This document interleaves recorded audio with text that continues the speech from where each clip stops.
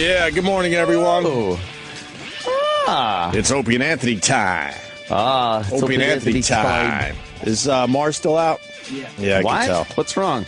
I can tell. There's many things that whoever takes over from Mars is very lazy. Oh, shit. Extremely lazy. The studio is absolutely freezing. Mars has it down to a science because we have this very strange thermometer. It is. It's got a hair trigger on it. Yeah. It's a very small adjustment slider. Right.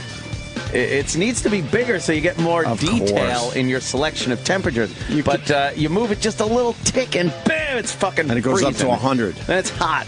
You want it to go to about 75, but it goes up to 100. You can't figure it out. But Mars has figured that out. And the sound of the mics The mic sounds aren't what we usually like. not what we're used to. It's like the volume on an iPhone. It's like either at 6 or 94. Yeah, exactly. There's no comfortable place. No. Exactly. Yeah. What's up with Mars? Operation or something? What is he getting? What happened? Yeah, he's getting surgery. Rotator cuff? Oh, he's getting his dick taken off. Oh, he's becoming a woman. I see. Yeah. He's going down. Yeah. Mars. Yeah, he's been wanting to sex do that. change. Yeah, Marzetta. Marzetta. What a sexy name. Oh, Marzetta. He's taking the final step. That's it. He's been wearing the fucking dresses for a while, and I guess Yep. I guess that was working for him. He plucked out all his eyebrows and draws them in, Yep. like Hispanic women will do. And finally, he decided Yeah. there's only one thing left to do. Speaking of which, there's so much to talk about. I decided out of nowhere that I want to see what Chaz Bono looks like nowadays. Now? And fast forward, the last time he, I guess you got to say he, which is very confusing to me. It's the only reason I say it that way. It's really extremely confusing. I say he. she. It's got a vagina. It's a she. Well, Or something. When she was on TV, she was a she. Anyway, she was on our show about, a year ago? Probably a year and a half. Longer than that, yeah. Wow, she now looks like a dude. All man? She now looks like a dude. It's really creepy. It's really fucking creepy what they could do. It's like a fucking... Wait. Yeah. That's Chaz Bono now? Yeah. I decided out of nowhere I need to see The beard. where Chaz is at these days. Them Abe Lincoln beards. But she's got to wear suits wherever she goes. Got to cover up those titties, I think. No, man, there's shots of her. If you go to her topless. Wait, that's Yes, if you go to Chaz Bono. if you go to her Instagram, Oh, my God. his Instagram. See, I don't know. That's hilarious. There's a lot of topless shots, and you would not know. He looks you just like Chris would Penn. not know. Chris Penn, Yeah, he looks like Chris Penn. Wow. Even has like a guy's belly. Women can't have a belly like that It's like a usually. little gut. When women have a belly, it's different. It's more like elongated or something. You know what I mean? That fucking Chaz went all out Oh, yeah. to just be a dude. Maybe not Instagram, on Chaz's Twitter. Yeah, that's the one I saw. Look at that. That's unbelievable. That's a dude. You could see the only resemblance from the old Chaz is in like the cheekbones, and there's something about the smile that's very Chastity Like, Bono. But it's not feminine whatsoever. No. And he hasn't been feminine looking in a very long time. But now with the drugs and everything else. Lost a little weight, too, huh? Oh, yeah. It's like, I got to get in shape so I can get the chicks. Yeah. Does he have a chick? He's lost, I don't know, something like 50 or 60 pounds. So, I don't know. Out of nowhere, I was like, I wonder what Chaz Bono looks like. Yeah. How come you never see Chaz Bono with Cher? There's a picture on his Twitter with Cher finally. Yeah. Yeah, I guess she's in. Yeah, she's in? I don't know. It seems like she's sort of in. What a collection. If I had to guess, I would say she's sort of in. That's from the TV show? Right. That's Chaz topless. Oh. If you go in a little further, you'll see a picture with That's right. A lot of manly clothes, like khakis and collared shirts. definitely Like the men section. A lot of there. ties. Right. Who's that delightful young lady? The tall one. Go back a couple, Sam. Oh no, is it a No, it's a girl. Tranny? Who's that lovely young lady? Chaz is hanging out with a couple trannies somewhere. That's not a tranny. That's a lovely girl. Who is that? Quick. I'd like an at mention, please. Who? Courtney Act. Courtney Act. Oh. You That's a girl, right? No. No. Whatever helps you sleep at night. Whatever helps you sleep at night. Haven't you been to Judgment Hour? We've all been to Judgment Hour. Not Profile cites her as the most beautiful man in the world. Oh, really? See, that's different then. She's from RuPaul's Drag Race. Oh, see? I see. Well, she's probably an executive producer. Oh. That is just. But she could produce a cuck if you ask. Go back though. You'll see the share picture with Chaz Bono. Yeah. So he's losing a lot of weight. He seems happy, and he's way more a guy now. Total. Even guy. than when he was in here. Total dude. There you go. There's the picture with Cher. And look at that. You would never think that used to be a girl. That's got to be odd That's for so Cher. fucked up. Yeah. Gotta be odd. You raised a girl.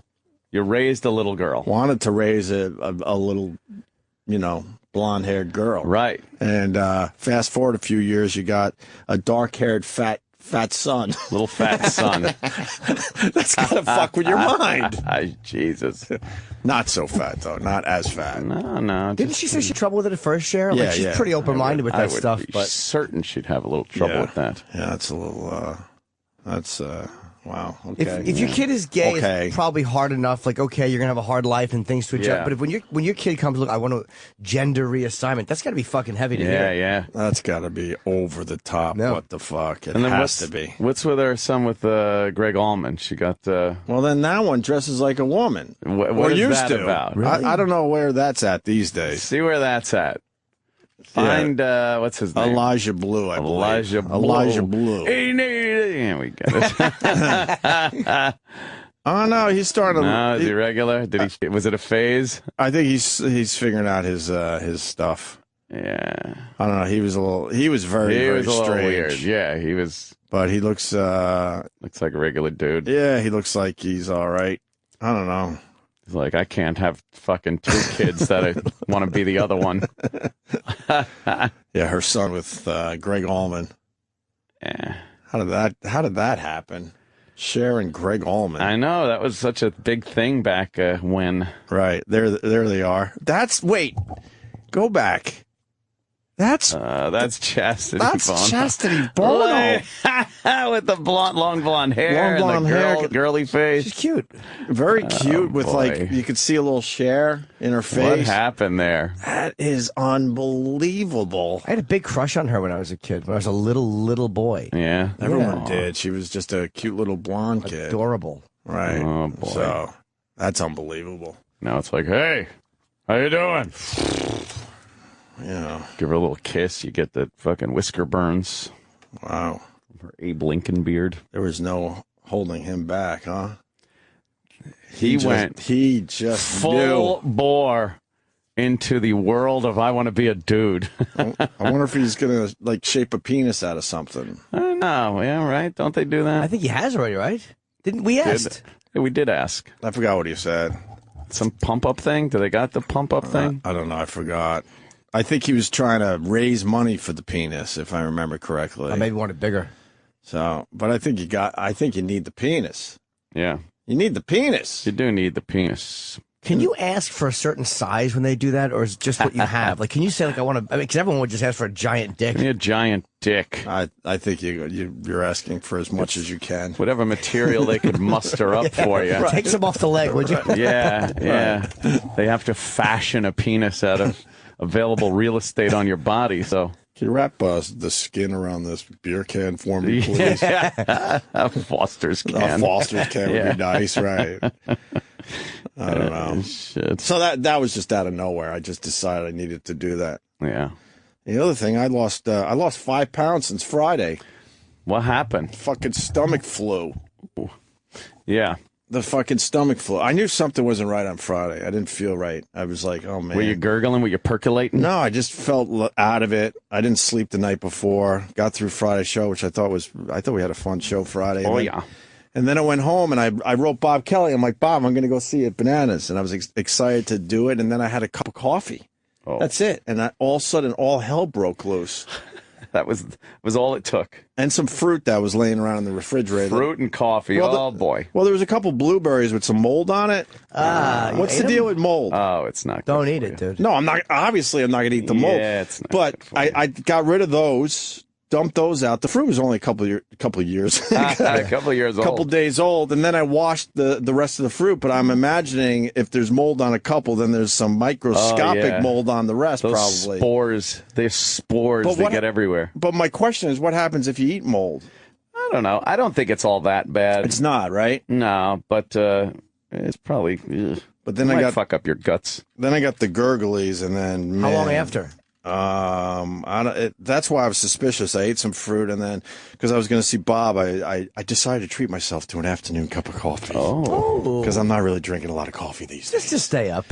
And then I don't know, between the fruit and the coffee, forget it. And then I had to freaking write Bob and say I'm not going to make it. I was so bummed. And then I was, dude. And then I was just back and forth to the bathroom between Friday afternoon all the way through the football games on Sunday. Yeah.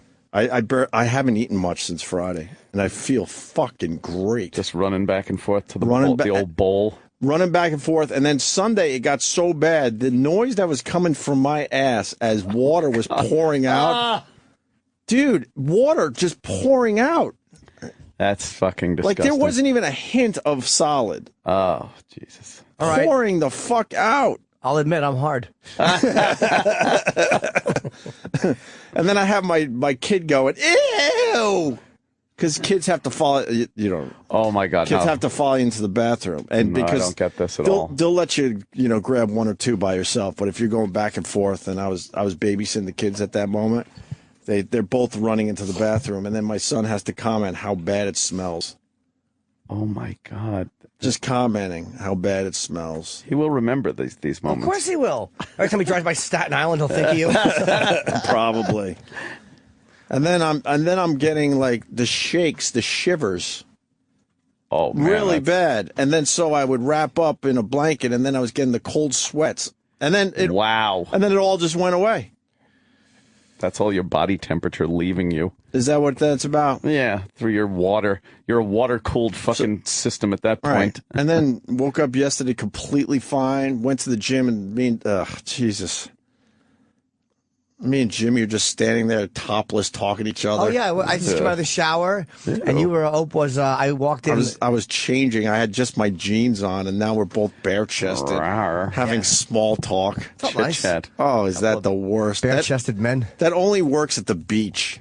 At the beach, you'll accept it. Anywhere else, if you're hanging out with your buddy and you both don't have shirts on, it's just awkward. Pants are awkward. Shirts are not to me. Like, I wouldn't care about that. Like, 'cause I've been to the pool or a beach, just around the pool with enough of my friends. Yeah. Being pantless would be weird.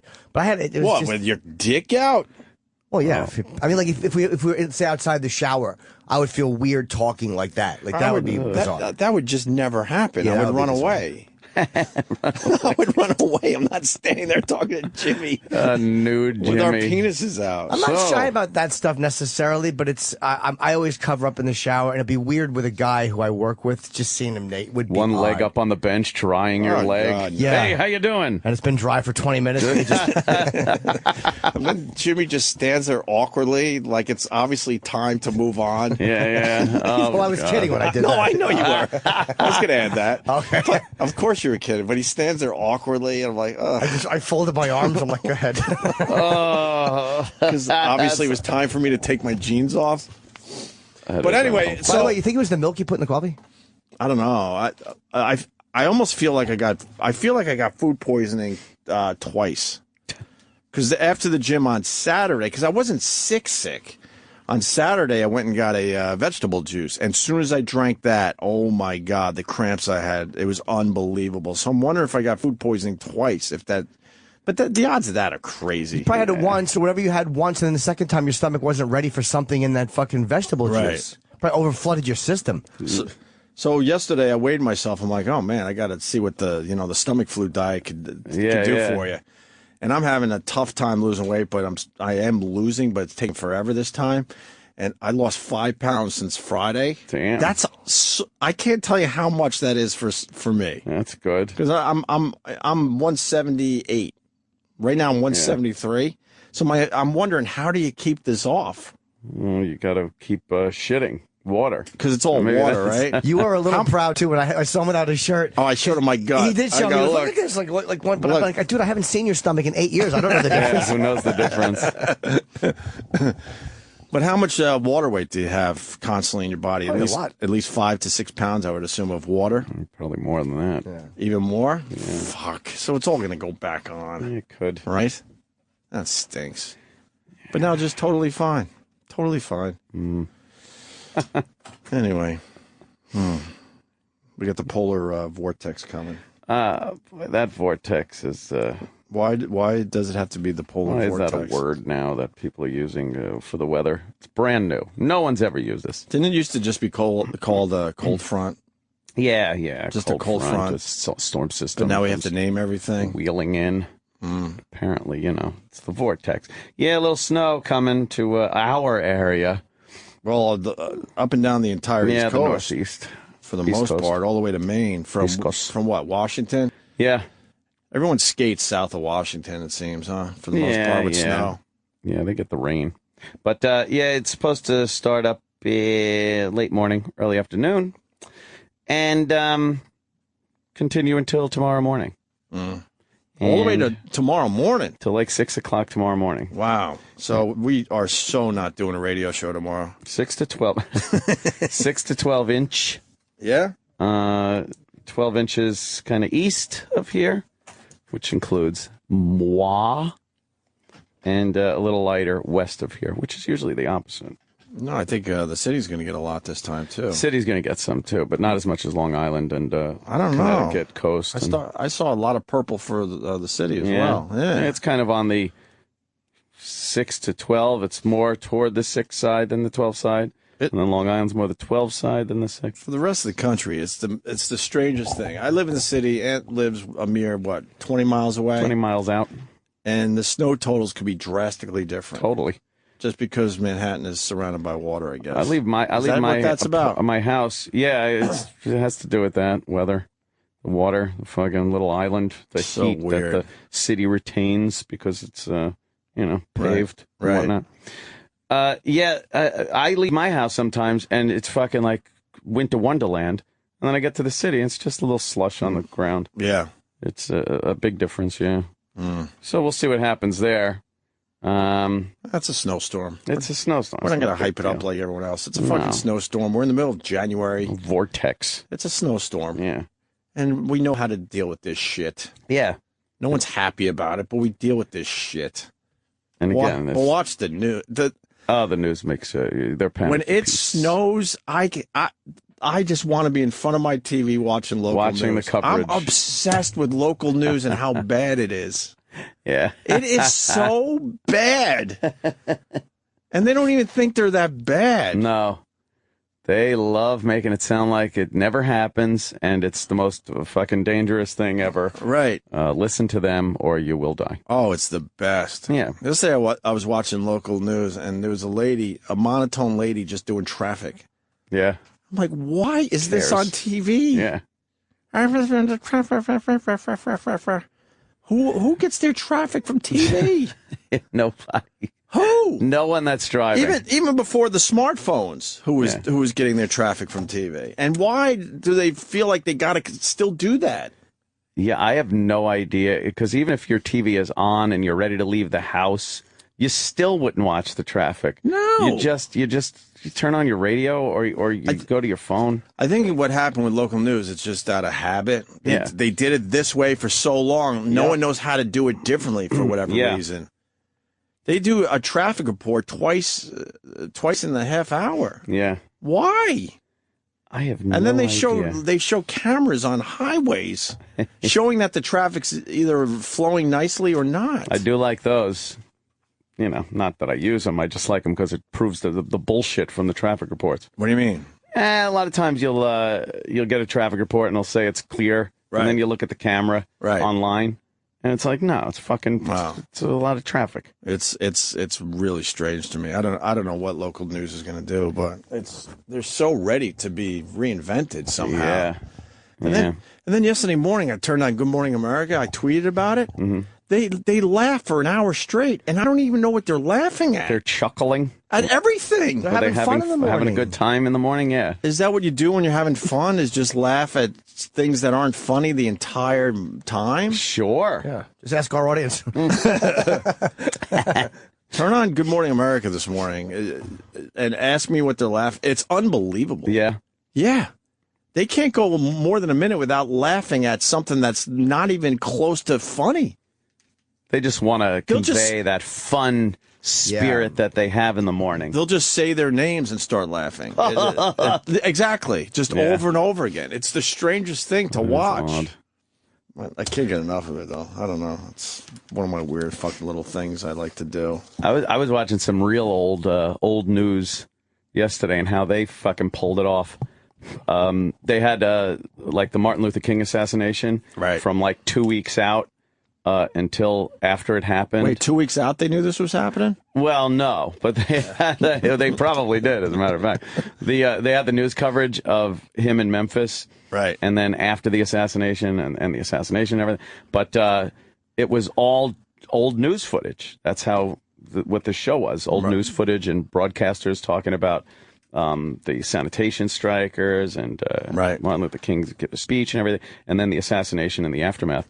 And, oh, my God, they just fucking called it like they saw it. There was no attempt to PC it up, to entertain the people. It was just, here's what the fuck is happening in plain English. Right.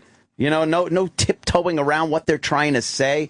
At one point, one of the news guys, the protests got rowdy in Memphis. You know, a few people were in there busting windows and stuff. And he's like, "Negroes are running everywhere." Just started that made laughing. You happy, didn't it? And I was laughing at how odd it is to hear that. Right. But he's like, young Negroes are breaking windows. Now Negroes are running in all directions. I was like, holy fuck. But you know what? He was seeing that, and that's what he said. I think we figured that out a while ago. You know, now that it's a 24-hour news cycle, there's no way you could keep up. You can't. There's not that much interesting news 24 hours. Back then, man, you waited all day for the news, all day. Yeah, and there was no other way to get it. How else were you getting the news? People forget. You fucking got the news. You didn't from have a the computer newspaper in the morning, right? Which was days old at already that point. A day old. And the news that came on at 5 o'clock. No, 5. I don't even think they had 5 o'clock news back then. I think it was 6. 6 o'clock news. I believe it was 6, and then the national went from 6:30 to 7. That's all you had. Or you had the radio, but that was very local news. Right. Like at 1010 Wins, it'd have like New York news, really. Right. And even that, it was so delayed, the transfer of information. Unless it was some slow. Major event. Yeah. If it was a major event, you know, it would be on the radio immediately. But besides that, like all that other stuff that mattered, you had to wait all day. That's another thing they used to do. We interrupt this program to bring you a special news bulletin. Right. And you'd be like, oh, shit. Remember the fucking adrenaline rush you would get when that would happen? Yeah. You'd just be watching TV. And we interrupt this, but you're like, oh, fuck, they're interrupting. And now you watch CNN, everything is breaking news. Fox News, too. Fox News alert. They blew it. And it's not an alert. They blew it because no one is looking up like, breaking news anymore because they use it so much. No one pays attention to that anymore. That was like, when they first started using that was like a Scud missile was inbound on fucking Israel or something. There was a time you knew some shit was happening, but not anymore, man. Now it's like, Fox News alert. Well, breaking news, the Hoboken mayor, Christie thing, that's breaking news. That's not breaking news. It's nothing. That's Fox News alerts, she said right now. They started using Fox News alerts, and they still do, for top of the hours. Right. So at every top of the hour, they just go, Fox News alert. It's like, what? But how many people are buying it now? No one. There was a time you used to you would stop everything. But man, with regular broadcast television, when that's all we had, and that fucking bulletin came on, you look, because it could have literally been anything. Right. It could have been, and it was, you knew it was going to be somewhat important. Right. First of all, it wasn't some bullshit thing. And you were like, well, are we being nuked? Right. Is this a nuclear missiles inbound? Is the president dead? Is it, And everyone was finding out at the exact same time. Too. That's what's so creepy. And then there was nothing to, like, you had to get on the phone and be like, hey, did you hear? Right. There was no Twitter feeds where you and it was only people you knew that you talked to about these things. Could you picture Cronkite breaking in? We interrupt this with a special bulletin. The One Direction singer is under fire for praising Duck Dynasty star Phil Robertson. Exactly. Gay activists are saying it was inappropriate. Back to your regular programming.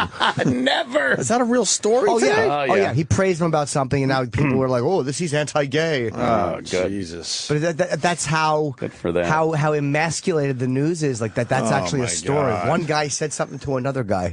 Why don't you take your energies for fucking like the gay rights and stuff like about the Duck Dynasty guy or this guy, right? And go and protest down at the Nigerian fucking embassy right there on 3rd, right, or 2nd.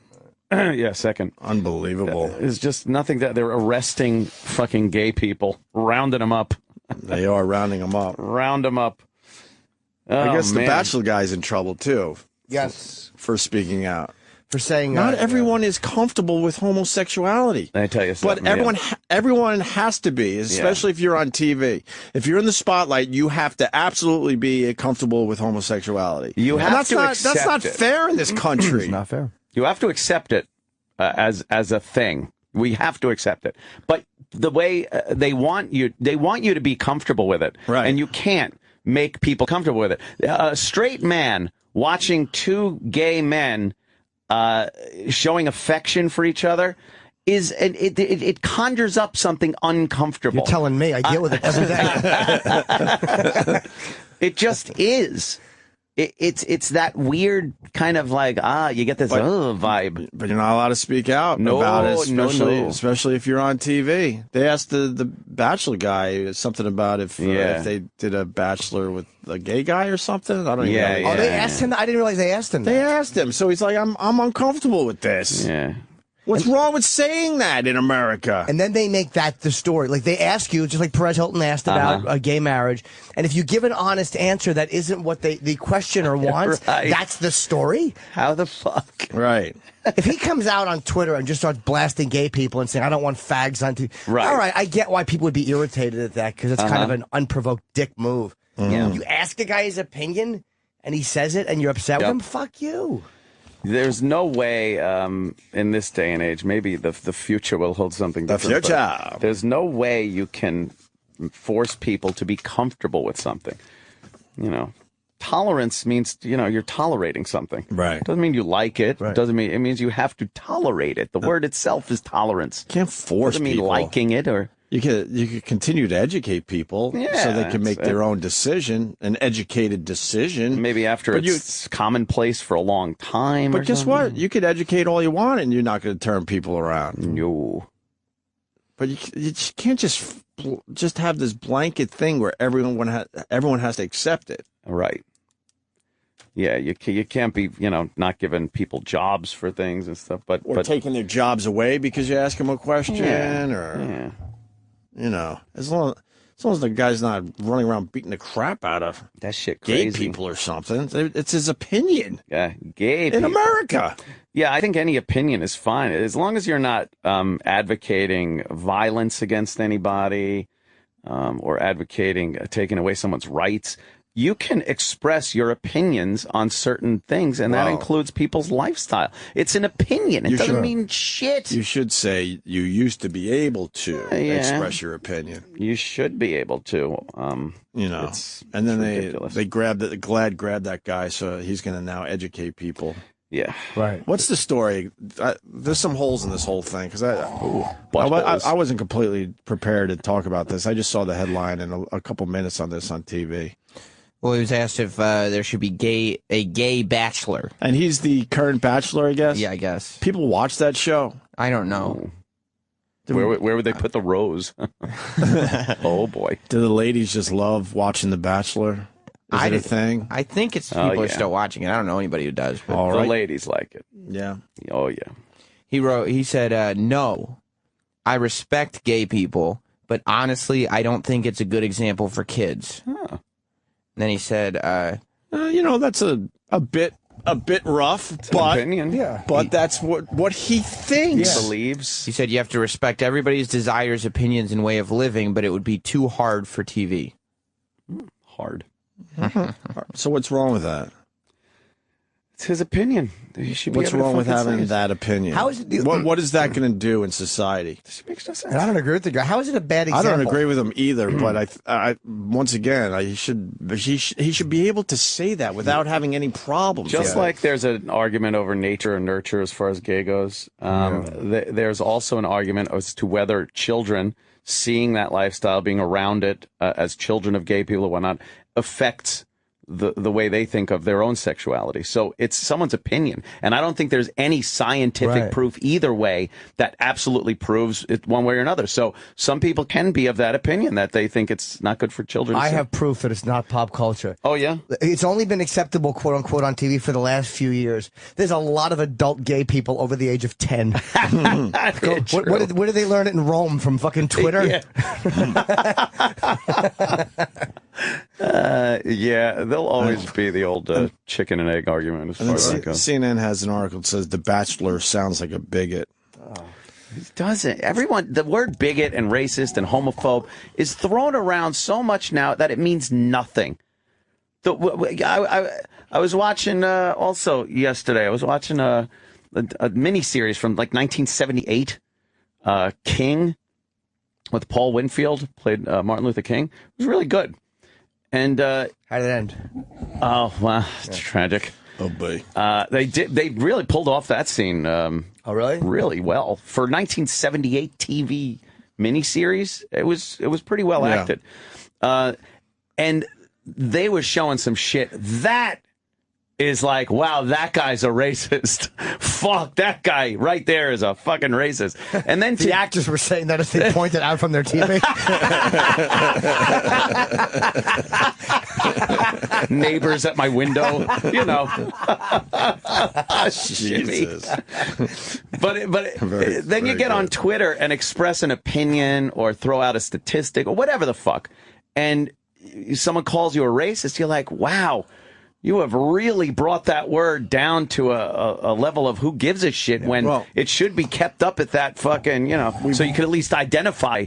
Oh, God, yeah. We've watered down all those words years ago at this point. Homophobic. If you're fucking out there beating the shit out of gay people, you're homophobic, you're violent, whatever. If you voice an opinion on gays and teaching or gays and adopting and stuff like that, you're not advocating violence. Was there another story too? The Matthew Shepard beating case was a big kind of gay launching pad for because he was gay and they said he was beaten up and tortured almost because of he was gay. Right. But then I'm hearing it was something else that got him killed. Like, was it or is that bullshit? Some kind of drug escapade. Yeah, some shit came out in a story, but again, mainstream media is so fucking... Wow, they buried that one. I don't know if it's true or not. I don't know what the real story is. So, I'm not sure either. I heard that the people that he was involved with that killed him were also involved with him as far as drugs go. It wasn't some random gay thing, but I don't know. I don't know any of that. And did they... Well, maybe people picked up on it because did they make it look like a gay killing because they wanted to cover up what they were doing? That's what I heard, too. Yeah. Who knows? I don't know. I mean... you could sit there and argue that one, but you'll see him. If you go against the whole gay, he was killed because he was gay thing. You'll get people on your shit. Well, I about just it. heard that. I don't even I don't start calling you like a gay Holocaust denier or something. The Putin doesn't like the gay, huh? Putin hates the gay, and you got the Olympics happening because he is old man. He is old man. You see him without his shirt on in every picture. He's wrestling alligators or spearfishing. Or perhaps just roping lions. For a guy that doesn't like the gay, he certainly likes having his shirt off a lot. He loves and just doing manly things. I don't know. What's that about? I think there is some deep-seated gay urges in Vladimir Putin. In the Putin? That he can't hold back. I don't know. I think if you're a guy and you have your shirt off a lot, that's a bit mysterious. Yeah. There's a bit of a mystery there. A little mysterious? I don't know. I mean, look at that. I mean, come on. He's with a horse. He's with a horse. He's bent over in front of it. That's a little. That's a little strange. Yes. Will you ever be photographed with your shirt off next to a horse like that? Feeding a horse, and he's got the arm bent a little, like And there's one with him fishing with his shirt off. Pasty white, fucking flabby body. I don't know. I don't know what that's about, but well. So what is he going to do with the gays in Sochi? In Sochi, is he going to round them up? Well, is he going to round up the gay athletes? He doesn't want many gays around. I don't think he's going to do anything, but he certainly isn't going to put it at the forefront. Like, hey, look, we have gay people and we're tolerant. Right. No. Why are the Olympics in Sochi? I don't know. Between the gay issue and the Black Widows, right, and the fucking why did they pick Chechnyan that place? terrorists, and that place is not ready for the Olympics. Oh my God, this is. It just seems like a strange one. This is a huge security risk, I think. There's some shit that will absolutely go down. We'll just see how bad it is. Chechnyans are probably amongst the worst terrorists ever in the world, and you know that's going with Al Qaeda. They have no discrimination as far as children go or women. They will kill anybody to get their point across. Dude, I'm way more scared of Russians than anyone else. Living in New York City, especially It's scary. When you come across a Russian and they could be the nicest person in the world, you just have no fucking idea. That creeps me the fuck out. If you get in an argument with a cab driver who's like Indian or something like that, they will back down. Right. If you get on them enough, and yell enough and stuff like that. But the Russians, if the second you get in their face and start yelling, they will come right back at you and fucking. They are not afraid of fucking. Mixing it up. I see the Russian dads in the playgrounds, and they are intense. Yeah, and they're probably having a good day. I don't know. It's a very good day. Shut up. I don't know. Yeah, I have no idea, man. Yeah, so they're worried about these terrorists. They got one out there, I guess, called the Black Widow. Right. And she may have found her way inside Sochi already. But how do they know this? She's been missing from her apartment. Yeah, but if you're intel. But if you're the Black Widow, wouldn't you just do it? Well, she's waiting. Yeah, she's waiting. No, but I mean, wouldn't you just? How do we know about this woman? Intel. They already have a dossier on her. Her father. So they have a dossier on a lot of people. Oh yeah. And this one's missing, so they're like, "Oh fuck!" Like, where is she? Yeah, they describe her on the radio. I heard she has got a 4-inch scar down her cheek. She walks with a limp, and her left arm doesn't bend. And I'm like, that is a fucking movie villain. Wow. It's like, that is a fucking, like, how do you not find her, by the way? Unless every woman in Russia looks like that. Her dad was killed in a shootout with police last year. He was like a real Muslim, I guess, radical. Yeah. And they think she's already there. Yeah, the Chechnyans, let's not be mistaken here. They're Muslims. Yeah. They're fucking Muslims. And they are ruthless. The children they killed at that school children, they hung up explosives from the ceiling, and it was unbelievable carnage, and they don't care. There's no bargain. They're like Terminators. Well, are the Russians still in Chechnya? Like, are they still involved with Chechnya? They backed out. I think they left. They left, didn't they? Didn't they leave? Am I an idiot? I just don't know that. I don't know. Well, yes, I'm not sure of the Chechnyan situation, but having the Olympics there, and I guess the United States is gearing up. They've got warships over there. Yeah, they got warships and evacuation plans for the athletes. Things get really bad. Got to get your guys out of there. They're saying the athletes themselves are pretty safe. Sure, like Munich. Yeah, exactly. But then they're saying like the families, even of the athletes, not so much. But the athletes themselves are in a ridiculously safe zone. To make a statement like blowing some shit up and people up on a world stage like the Olympics is very tempting to terrorists. And the Chechnyans have proven they'll go to great lengths to kill a lot of people. There'll be some shit going down on the outskirts. Yeah, maybe not in the village, but I mean, it'll be close enough where they'll be doing something. Where it'll obviously be connected to the Olympics. Allah. Yeah, that lady looks scary though, man. Oh yeah, she's 22. She's not even like old. Like, how does she this big scary figure? She's 22 years old. Wow, really? Yeah, we just thought she was older than that. We just lucked out being born where we were born. Black Widow. We don't have anything close to these issues in America. We get the occasional, couple of thousand killed we got buildings, but we got our things here and there. But man, I mean, there are places in the world they just deal with ridiculous stuff. We got our ocean tactical barriers of two fucking oceans, which helps out, and then we got kind of civilized Canadians to our north, take care of business, and then a little strip of old Mexico down there. Well, then we got we got to deal with that. We got the pussies to the north. the snow bunnies to the north. Snow bunnies to the north. Oh, man. Harvesting their maple syrup. I have no idea what they could get done if they just organized. Come on. Jesus, what's wrong with you guys? Why would you live up there? It's so fucking cold. The tundra. Don't they realize the warm shit is just below them? Oh, Why would you continue to do that to yourself? Here's proof that Canada is awful. Bonnie married Rich just to get out of it. Oh, man. She took Rich Voss. That really is a good point. Man, you wouldn't even have to do much to just move downwards. Yeah. But they just refuse.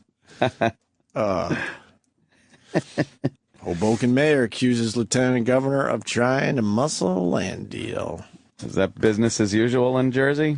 A little muscling, a little strong arming? They're saying Governor Christie looks like shit. He's a bit weathered. Oh, is he? Why isn't he talking, though? If he's all innocent of this shit, he should be front and center. Just continue talking. I think he wants to move on. He gave his state of the state, and then he, I guess he's being sworn into office again today. Is today the day? I think today's the day. So, he doesn't want to muck it all up with that talk. Yeah, you don't want to muck up the works. Yeah, muck up the works. He's moving on. A lot of people talking, though. Janking. But, we know this shit goes on in politics. They're all just shitty. They're all fucking full of shit. They're all just shitty people. Just shitty, power-hungry people. Don't give a fuck what side you're on either. Yeah. Obama came out with that statement saying that his poll numbers are low because people don't like the fact that he's black. But that's a part of the reality. Of course it is. But of course there's a lot of people in America that don't like him because he's black. Yeah, but they voted for him. Huh. Like his numbers went down, and they went down. People didn't all of a sudden go, "Oh, he's black." People all of a sudden went, "Wow, there's a lot of fucking unanswered questions in his administration." Agreed. And I think that had more of an impact than the people that voted for him and didn't care he was black then all of a sudden coming out of nowhere and going, "Oh, he's black. Let me not like him." I don't think that happens. Yeah, well, the reality of what he said he could do for this country and what he has done. Yeah, exactly. There's a bit of a drop-off there. Yeah. People thought he was going to change the world. Oh, hope, change.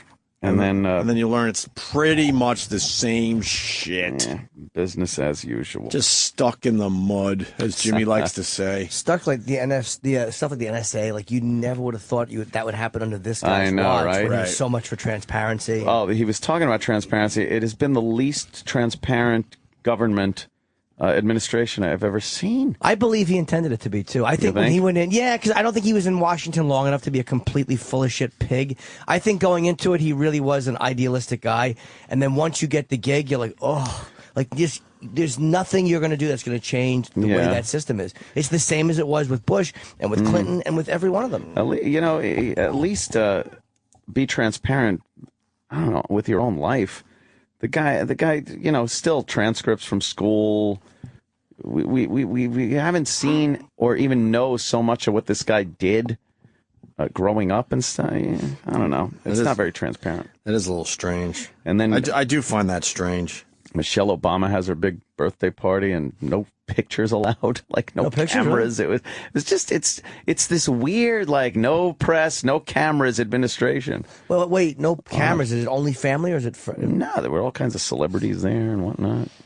I don't know. I guess maybe she's getting pissed that people are calling her out on that big ass.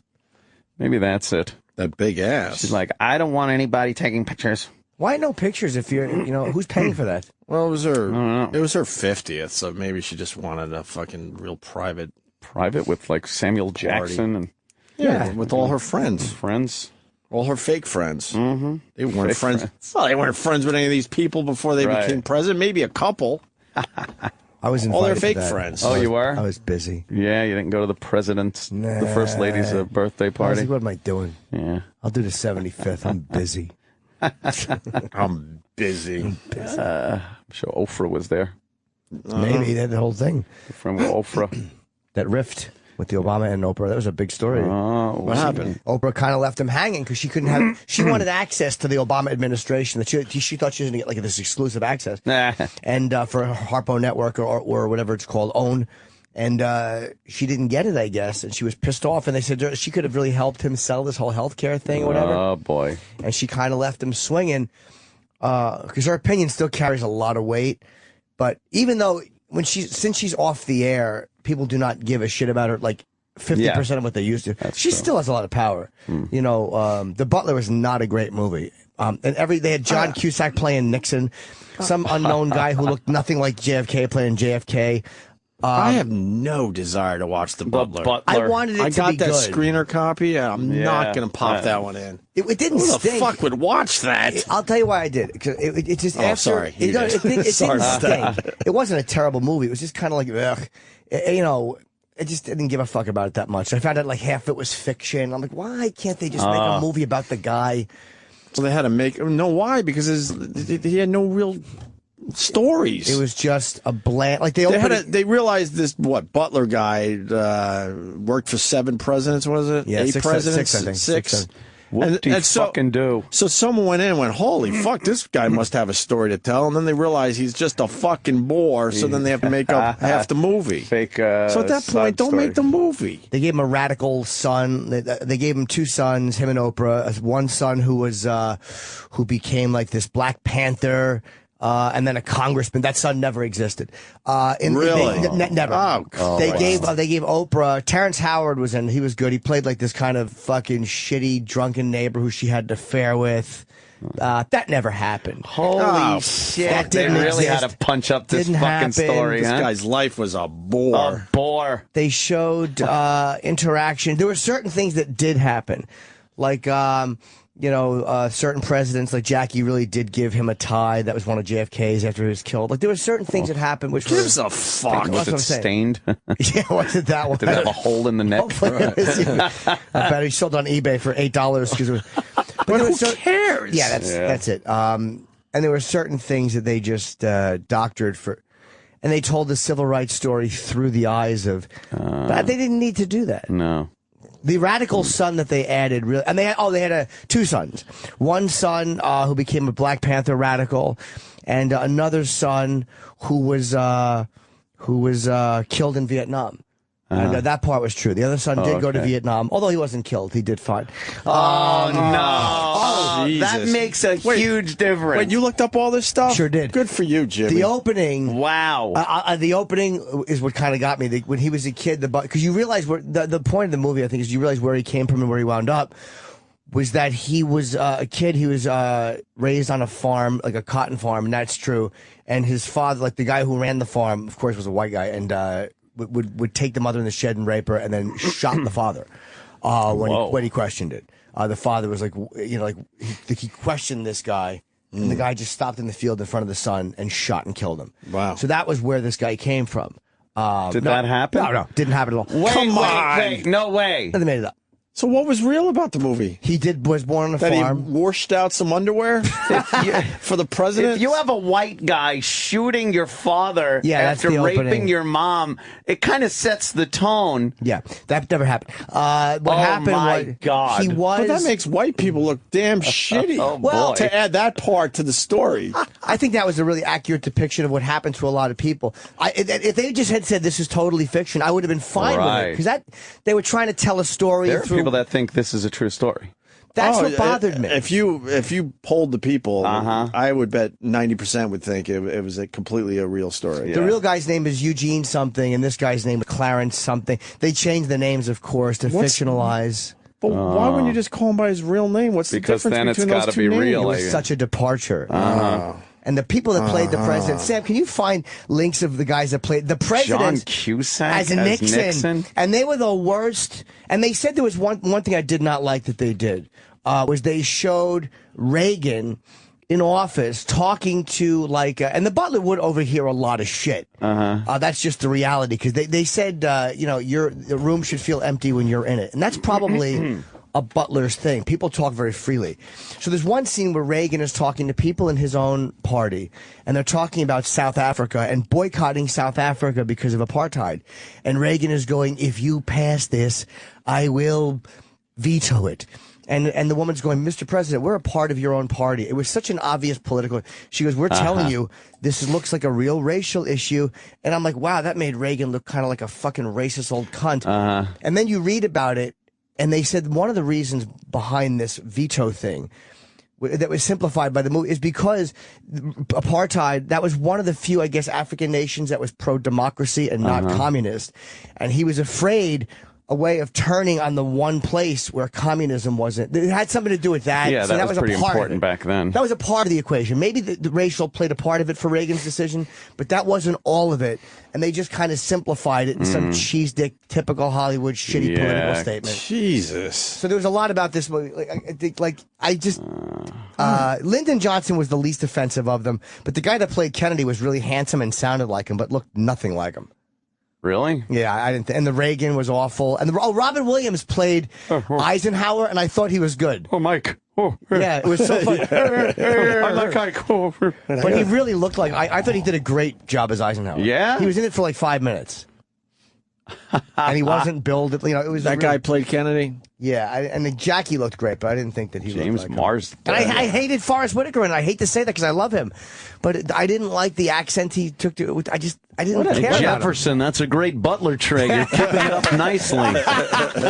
Yeah, he fucking trashed the Kennedy limo, and they thought it was Oswald, but it was just him over the tickets. What a shit movie! Really annoyed me. Really, I know they take license sometimes because I remember them doing a story on the real guy.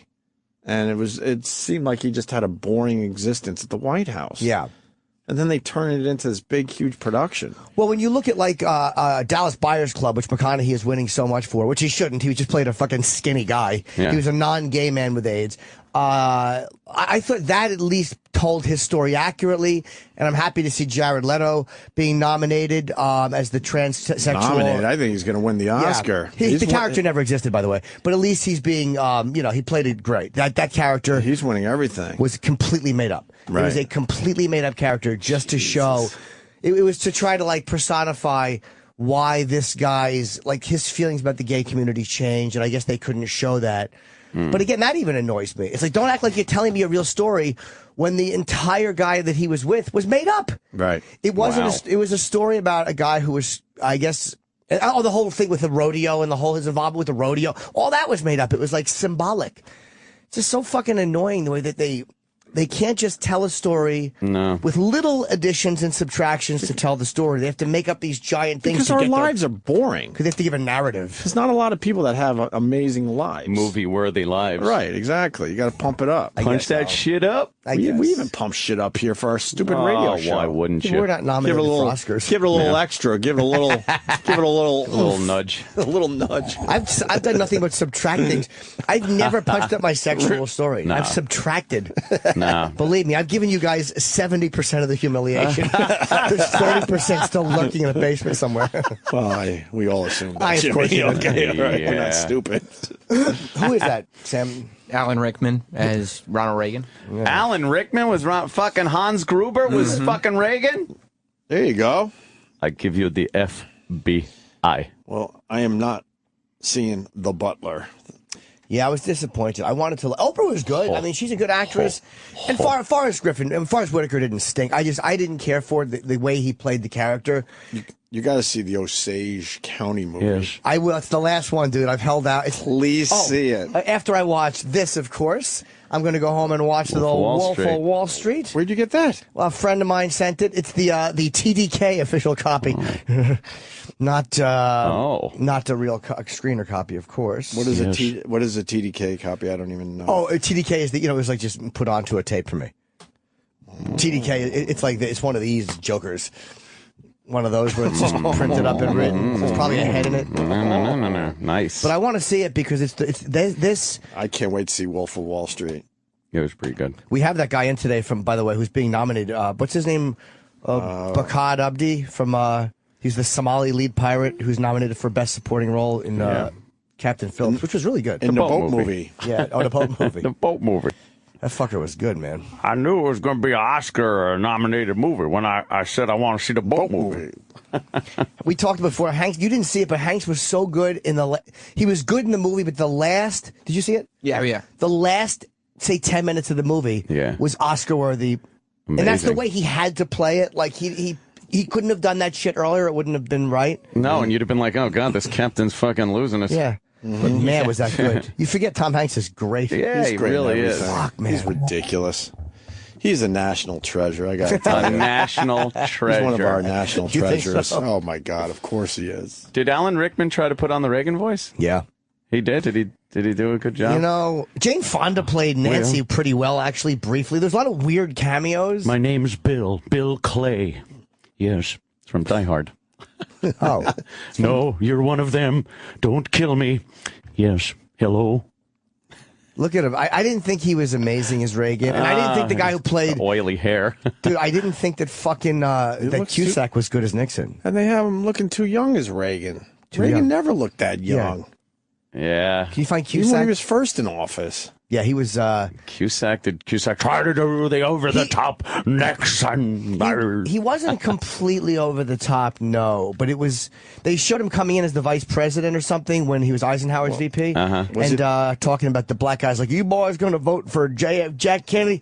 And I'm like, who is he supposed to be? Oh, you didn't even know who you're supposed to be. I think it was Spiro Agnew at first. He was playing Nixon.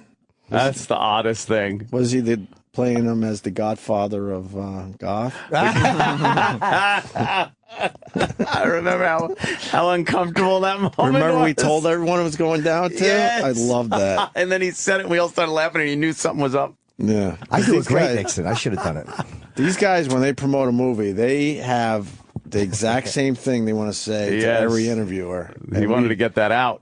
Right, he wanted to make sure everyone knew that he was playing the godfather of goth when he was Catchphrase. Edgar Allan Poe. Yeah. He was cool, though. He was good. I do a great Nixon. I guess nobody heard me. Oh, well, let me hear. Oh. They heard. That is good.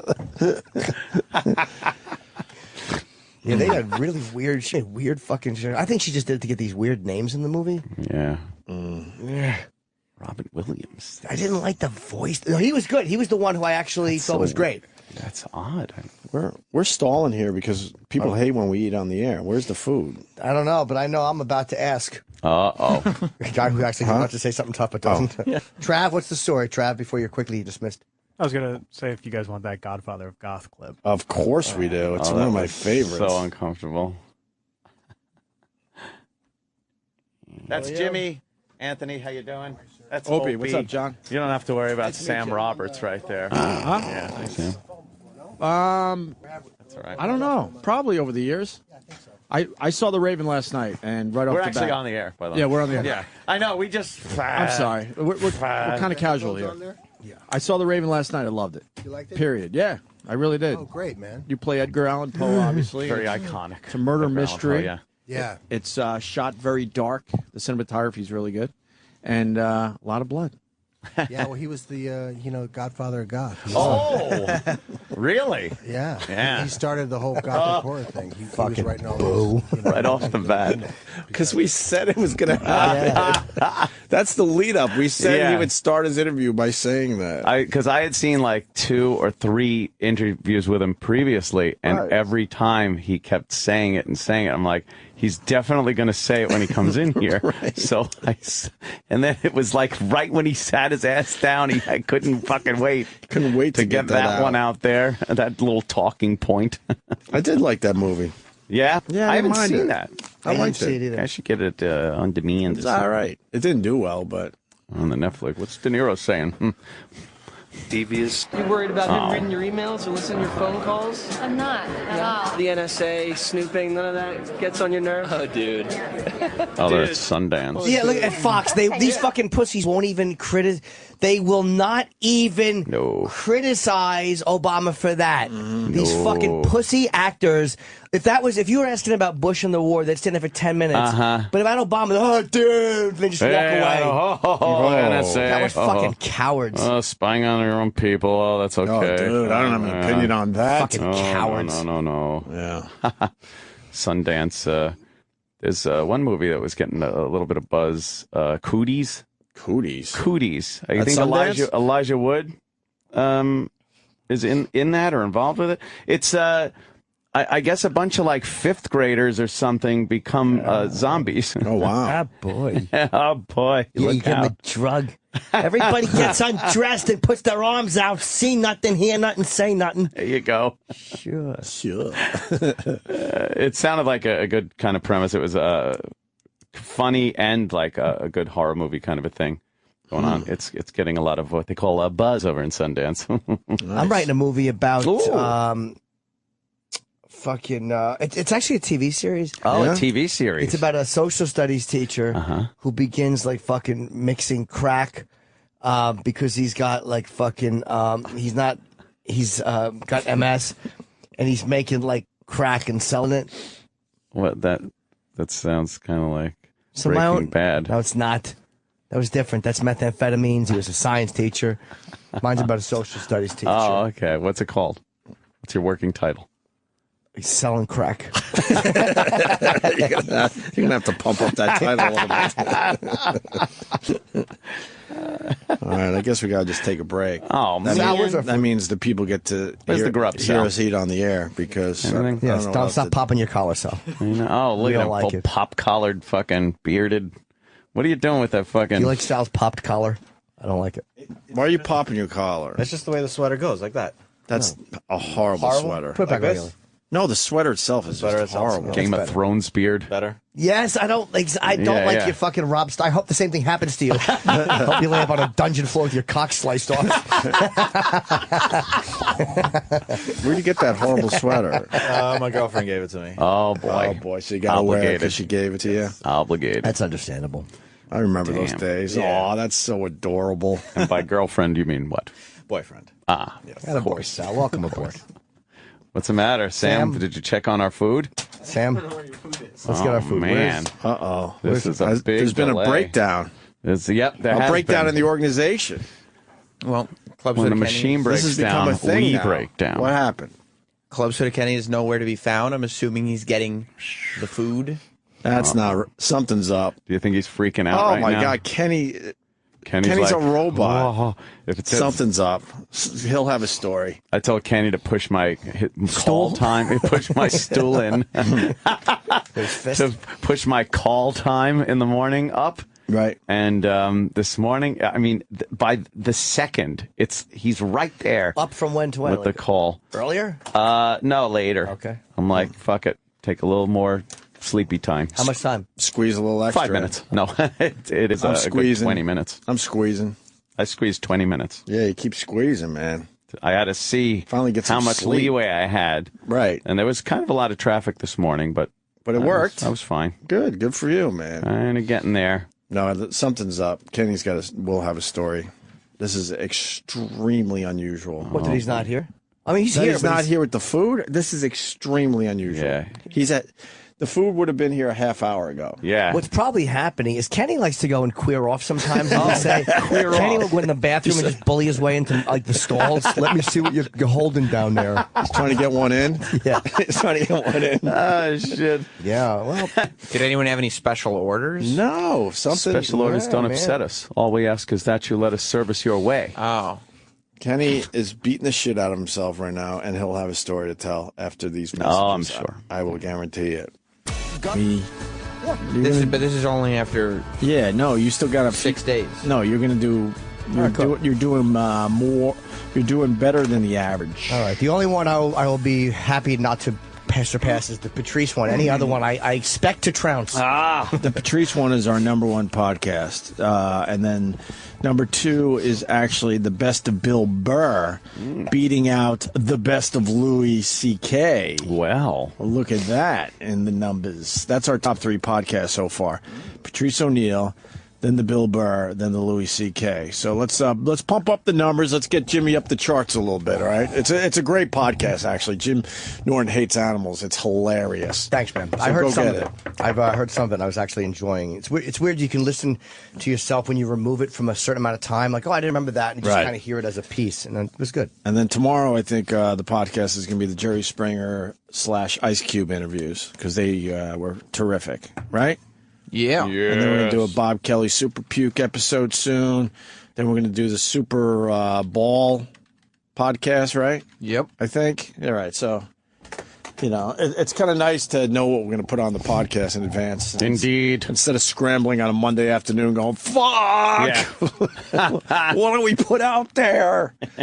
We're doing well in the podcast world. It's pretty exciting. So, yeah. thanks to everyone who subscribes to that, and thanks to everyone who's passing that around to the people that can't, get the satellite radio anymore. Ooh. The satellite radio is getting very expensive for a lot of people. A lot of people. I see you guys on Twitter. I don't know what to say to you. I gotta drop you guys. Been nice. I'm like, oh man.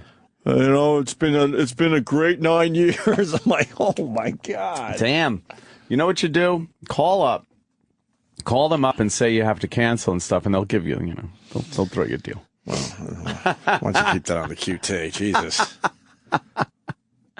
You could just, hopefully they'll help you out a little bit. I hope so, because we like our listeners. Dude, this Richard Sherman rant was amazing. Ah, yeah, the big story over the weekend. Ooh. The 49ers Seahawks game was amazing. It was a great football game. And at the end there, Richard Sherman made one hell of a play on Crabtree. And these two guys they have a thing. They don't really like each other. Travis, you know the history of the Crabtree Richard Sherman thing? They just talk shit. Well, he said he wrote an article on Sports Illustrated's website, I think. Right. Richard Sherman, saying that it goes back to something that Crabtree said in the offseason. You'll have to ask him about that. I don't know. Right. But they don't like each other. But it went right down in the last play, and Richard Sherman, smacked him down? Smacked the ball up in the air, causing an interception. Game over. The Seahawks go to the Super Bowl against the Broncos. So he was a little excited. What do you think of Erin Andrews there, Travis? I don't like her, man. I just don't like her. I thought it was funny as fuck when she was just like, "Whoa, who are you mad at? Wait a minute." Right. She had a great face and a great reaction. She was fucking. That was like second to maybe when who said President Bush hates black people? Kanye West. Oh, Right. What do you mean? Oh. That was second to Mike Myers' face after Kanye said President Bush hates black people. And he made that face like, I'm not head Norton. She was looking like this guy's ranting like, all right, if anybody says, she's like, who's saying that? The best part, someone called her out on Twitter and said, man, you were scared. And she was trying to say she wasn't scared. Yeah. I don't know her exact tweet, but I don't know. Erin Andrews tends to trying to make it a little bit more about herself her? When, look, you're just a stupid sideline reporter. Yeah. Relax and know your position. I don't like her. I don't know what it is. I just don't like her. But why was Mike Myers on the same stage as Kanye West? I know. It was a telethon. It was the telethon they were doing. But they just threw, like... Yep. They just threw, random celebrities together? Yeah. Can you play this? I know we're talking about Richard Sherman, but this is the best. But man, this is after Katrina. Right. Look at Kanye. With the breach of 3 levees protecting New Orleans, the landscape of the city has changed dramatically, tragically, Look, it's all and perhaps nice. irreversibly. It's all nice so There's far. now over 25 feet of water where there was once city streets and thriving neighborhoods. Can you pause this really fast? There's a body language thing happening. Look how far apart they are. I know. There's a problem. And Mike Myers kind of starts looking over at Kanye like, uh-oh. Something's not right here. Like, Mike Myers is, he's a celebrity. He's been in these positions many times, and he already feels the energy's not right and something is going to happen. And he knows he can't be funny on this. So he plays it very straight, very subdued. And then his face and the way his head turns when Kanye goes off on his little... and thriving neighborhoods. I hate the way they portray us in the media. If you see a black family, it says they're looting. See a white family, it says they're looking for food. And you know, it's been 5 days because most of the people are black. And even for me to complain about, I would be a hypocrite because I've tried to turn away from the TV because it's too hard to watch. I've even been shopping before even giving a donation. So now I'm calling my business manager right now to see what is the biggest amount I can give. And just to imagine if I was down there, and those are my people down there. So anybody out there that wants to do anything that we can help with the setup, the way America is set up to help the poor, the black people, the less well off as slow as possible. I mean, this is Red Cross is doing everything they can. We already realize a lot of the people that could help are at war right. At this point, he just starts nodding. So you know a producer in his headset is going, just keep following the teleprompter. He keeps looking at him like, what are you He doing? looks at him. This is a study in uncomfortability. He is so uncomfortable standing there. And it's Adam's apple. You can just see him going, gulp, gulp. One time he just nervously nods. Like he's not. I better agree with whatever he's saying. Is this guy going to shoot me? The one thing Kanye said that he could agree with so far, it was really a mild thing, so he just nodded a little bit. But Mike Myers is like, oh my God, holy shit. Yeah. Now, that's a holy fighting shit another face. way, and they've given them permission to go down and shoot us. Oh no. And subtle, but in many ways more profoundly devastating is the lasting damage to the survivors' will to rebuild and remain in the area. The destruction of the spirit of the people of southern Louisiana and Mississippi may end up being the most tragic loss of all. George Bush doesn't care about black people.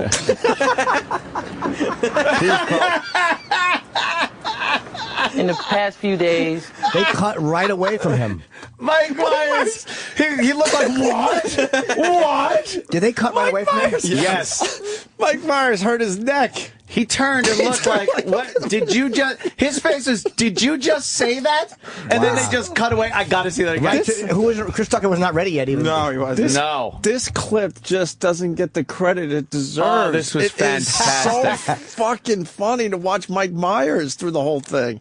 First, when Mike Myers comes back after Kanye's first little tear there, he comes back and he's like looking like, well, I'm supposed to talk now, and he's scratching his face. He's just nervously uncomfortable. Yeah. But the best part too is obviously it was supposed to be a script. It is a script in front of him. Mike Myers does his part perfectly, or whatever, reads it perfectly, and then Kanye West goes off script. But these guys are used to that a little bit. So Mike's like, okay, he's going off script. You could read his mind, like, oh, he's off script a little bit. But then he's like, holy shit, he's really off script. Holy fuck, what is this guy doing? What's he saying? Is he going to strangle me on live TV? George Bush doesn't care about black people. Gets this in. That face he makes. Huh? And shoot us. Wait, go back more. And subtle, but in even many ways more profoundly devastating is the lasting damage to the survivors' will to rebuild and remain in the area. The destruction of the spirit of the people of southern Louisiana and Mississippi may end up being the most tragic loss of all. George Bush doesn't care about black people.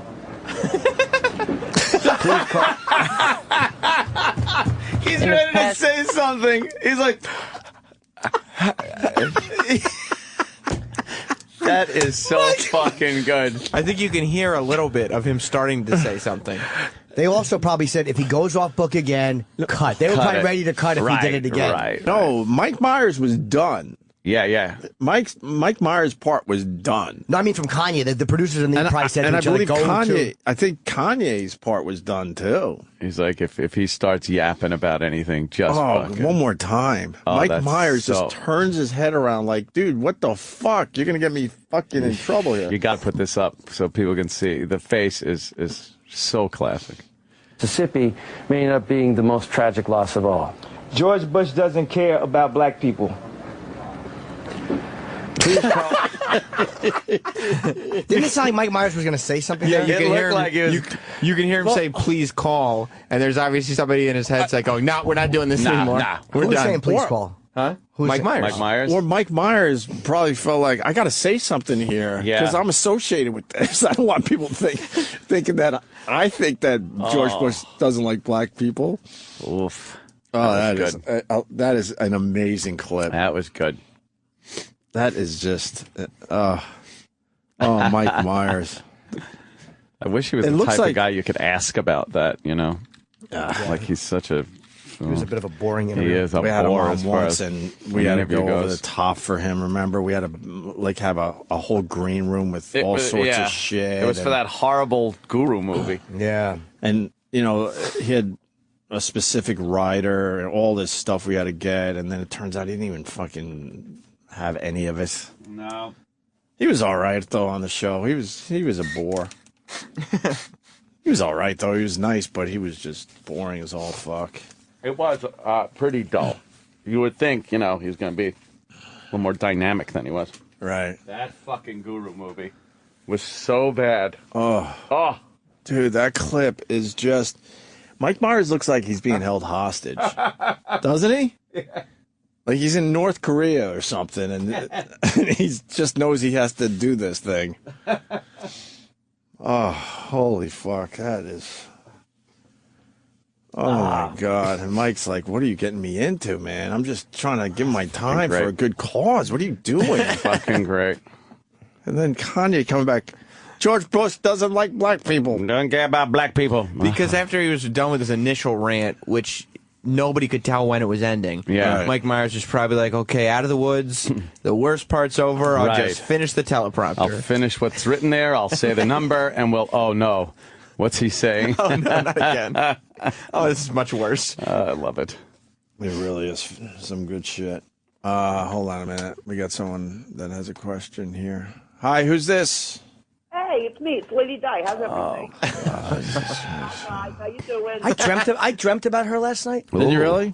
Wet dream? No, I dreamt Out your about ass? Lady Di, that me and Kenny went to some kind of an event like you were having, and no one had showed up for it. And there was wait. Is this Jim Norton? Yes. I know, it's surprising to hear me here. Why would I be on the radio? Doesn't she say that every time? Who do you think was talking? Jim Norton, right? Yes. Very good. Okay, very good. Well, I'm saying I had a dream about you last night, that it was some kind of a weird event. Because, and you were there, and like you'd have to walk into this. It was an indoors, but there was an area of a tent, and you'd have to walk through, and there was like the Lady Di story, but no one had showed up, and we were trying to figure out why no one had. I swear. Oh my God! And I wound up. This is true. Before I went to bed, I sharted, and I didn't get any on my pants, but I sharted before I went to bed, so I had to swipe out my asshole. Hold on a second. And then while my dream is this, and then I dreamt that my manager Jonathan was there, and that Jonathan and I went to a rest stop. And when Jonathan took a shit, he got shit all over his shirt. And he's holding up his shirt because he had rolled. Oh my! Why am I mad that this dummy can't do radio? She can't. And then he Go had quiet. shit on the front of his white shirt. On the front? Really? Yeah, I don't know what that was. That's The weirdest crazy. dream. Wow, that is odd. Yeah. Thank you for reminding me of the dream of my manager shitting on his shirt. Go ahead. Now it's your turn. Now, Sorry. what do you want, ahead, Lady Kira. Di? Please. All right. Listen, I was just thinking last week. All right, wait, hold on. Okay, like Howard Stern made a movie a long time ago. That movie, Private Parts. That was a Howard Stern movie? I heard Really? about that. What was it about? Well, it was about Howard Stern, obviously. Oh, really? Oh. But wait. How many natty ices have you had so far? Do you really want to know? Yeah. 2. It's 8 o'clock. It's 8 in the morning. What time did you get up? Actually, I was up since 6 o'clock. Did you crack one right when you woke up? No. I That would be crazy. I would just lay. I just laid there and, relaxed a little bit. And around 7 o'clock, that's when I woke up. And then you popped your natty ice? Yeah. Now just listen to me. I was just. Why are you up so early? Yeah. I'm always up early. Why? Why am I up early? Ask the question. Oh, my God. Oh, yeah. You want to play today? You guys want to play today? I do. All right. All right. Keep track of the bell every time she answers a question with a Wait a question. minute. You're not letting me And then let's finish. go with the ridiculous. We're not letting her Absolutely. finish. We're not letting you finish. You've been talking for 6.5 hours already. Jesus. All right. 6.5 hours. What are you talking about? That's 2 bells. Yeah. It's a question with a question, and it's literal. Okay, Right. cool. She needs the beer. Shut up, you. Who's that guy? Yeah. That's my roommate The talking. lover's spat? Now, listen, Wait, can we talk to him for a second? Can we talk to him for a second? No, Can we talk to him for a second? What's your roommate, like Can a we robot? talk to him for a second? Yeah. Yeah, what is your roommate, a robot? No, he's not a robot. Okay. Now, yeah, but how come you? Who are you living with? Matthew McConaughey? He's not Matthew McConaughey. McConaughey. So why is he saying you need a beer or something? What do you have him hanging upside down like a bat? No. Okay, good. Thanks. All right, go ahead. So why was he saying you need a beer? Because he was just asking, do I need a beer? Oh, he's asking if you. Why? He should know. You've already had 1,800 this morning. Sure. I did not. 7:00 in the morning, she needs a beer. See, he's yelling 7 o'clock in the morning. You need a beer. The background. Now listen. Who is that? Barack Obama in the background? No, it's not Barack Obama. Oh, we thought it might be. All right, go ahead. Can we talk to that guy? No. The hostage? Wait. Listen to me. Sorry. All right. Now, I was thinking, you guys have been on the air for a long time. You were in Boston a long time ago. Lady Di. I was just. Lady Di. What? Can we talk to that guy for a second, please? No, you can't. All right, then we're going to hang up on you. No, you're not. Just for one minute. Hold on. Thank you. And then we'll get to what you want to talk about. Bill, they want to talk to you. Yeah, I don't know. All right, hold on. Who's that, Bill, the mayor of New York? What? Bill de Blasio? You live with the mayor of New York? Say that one more time. That's Bill de Blasio? You live with the mayor of New York? Holy shit. No, I don't. Oh. I don't live with no mayor. I thought you did. Hold on a second. Hold on. All right, you fucking mokes. Jesus Christ. Lummox. Jim? Hey, how you doing? What's up, buddy? Mr. Goose, right? What is the deal with Di and the beers this early in the morning? Sir? Bill? It's called alcoholism. Yeah, huh? Do you join her in a little cocktail this early? Excuse me? Do you join her in having a little cocktail this early in the morning? Well, I do. Because, Every once in a while. Yeah. Now, I get up early. No. I get up early like I'm going to work, and, I'm retired. I got a lot of money, and I drink so much coffee. I get coffeeed out, and I sit down and have a beer. Nice. Nothing wrong with that, sir. Absolutely. How do you know Lady 7:30. Di, Bill? Oh, excuse me? How do you know Lady Di? Oh, no. You want to hear it? I tell you what. We do. Yeah, please. I'm going to make your ratings go fucking sky high. oh, Nice. Let's cool. hear this. Click. I want 5% of your ratings. Sure. Sounds great to me. How do you know Lady Di? No, I tell you, I want 5% of your ratings. Okay, you can have 5% of our ratings. Right. Yeah. They're going there, I think, in February. Yeah. And I tell you what, I ain't signing no piece of paper that I'm going there for nothing. You're not going to be on the air. Okay? Oh, you're coming in February. That's great. Okay, great. How do you know Lady Di? No, I ain't going to say nothing for nothing. How do you know her? How do you know Diana? Okay. All right, fine. All right. Me and my buddy, Jeff. Jeff? Well, the ratings are going sky high. You're right. Absolutely. Oh, wait. Just listen. They don't listen, Bill. They better listen to me. They don't want to be in trouble with me. We're listening, Bill. Go We're ahead. listening, We don't Bill. tangle with you, Hope he Bill. beats Lady Di. My buddy, Jeff. There's a bar. Figures. It's got a laundromat right behind it. It used to be a pizza parlor. But they turned it into a laundromat. Me and my buddy were down Jeff were washing clothes. Uh-huh. Okay? Okay. And we're drinking. We're not drunk or nothing. Just having a couple of beers, Sure. washing clothes. And met her. Would she come up to you guys at the bar? No, I went up to her. That's the first thing I said. I said, do you Oh, have a no. cigarette? No, something like that. I don't know. So anyway. Now, what did you say to her when you walked up? Did you put a quarter in and try to ride her? See how long you can hold on? Say what? Barfly. Well, what did you say when you walked up to her? No, I just walked up there. And I said, we were drinking beer. I said, No, I washed the clothes. He held the sugar cube out in a flat hand. No. I gave her, here's $10 to fold my clothes. $10 to fold your clothes? Yeah. That's a bargain. That's a hell of a story. Yeah, whatever. Did she take it? Oh, Heck yeah. Hell yeah. Yeah. So she folded the clothes and that, and we came back in the bar. I bought her a couple of drinks. It was getting late.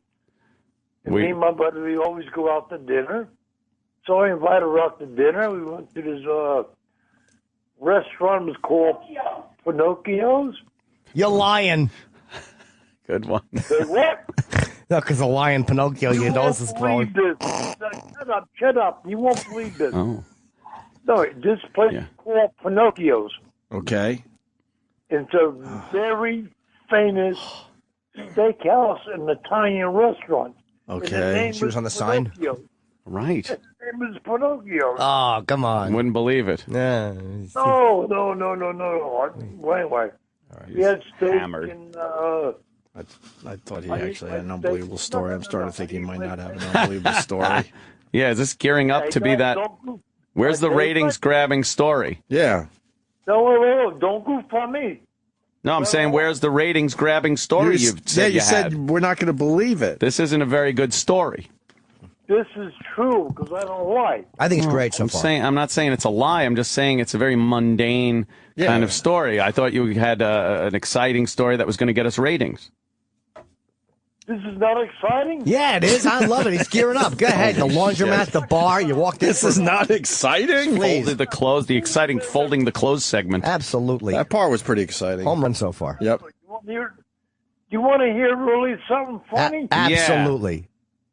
Hey, my buddy Jeb, he's another alcoholic.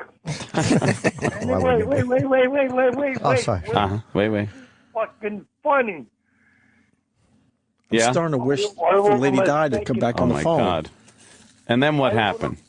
I ordered him a steak and mussels, okay? Yeah. And Jeff, he was all messed up. Jeff goes to me, we're on Pinocchio's. I said, yeah. Oh, back to Pinocchio's. Yeah, wait. I'm waiting. You can talk outside in the back. This is what the cop hears before he slaps the cuffs on. No. The clowns and everything there. It's like a little circus. Uh-huh. He leaves the table, walks out in the backyard, gone for like 15, 20 minutes. What was he doing? Looking for the circus. Oh, boy. Good stuff. Come on, that's crazy. Good stuff. No, that's how funny I am. That's real though. Fuck. He left. Then he comes back down and sits at the table. The steak and goes on. He goes, Bill, I don't see no circus back there.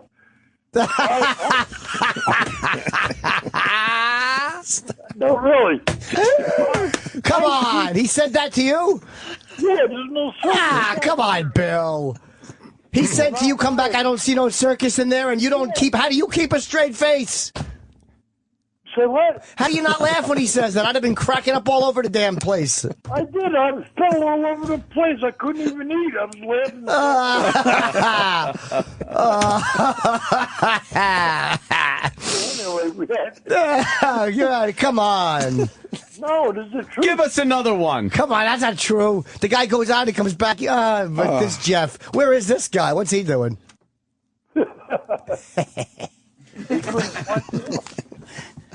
He what? He couldn't find the circus. Good story. Oh, even better the second time. Oh, this Jeff, what's this guy doing? Just wait, Diana, get out of my face. Speaking of circuses, yeah. Oh, God. I told him that. The projects, that's what was back there. No, there wasn't. It was not back there. Diana, sit down. You're drinking. Backhander. Sit down, you're drinking. Sit down, you're drinking. Yeah, exactly. Tell her to stop standing up. Did you ever have to hit Diana? Did you ever have to hit her? No. Have you ever wanted to? You ever have to shake her? Yeah. No. Wait, so why is she living with you, Bill? Because she did me a big favor. What'd she do?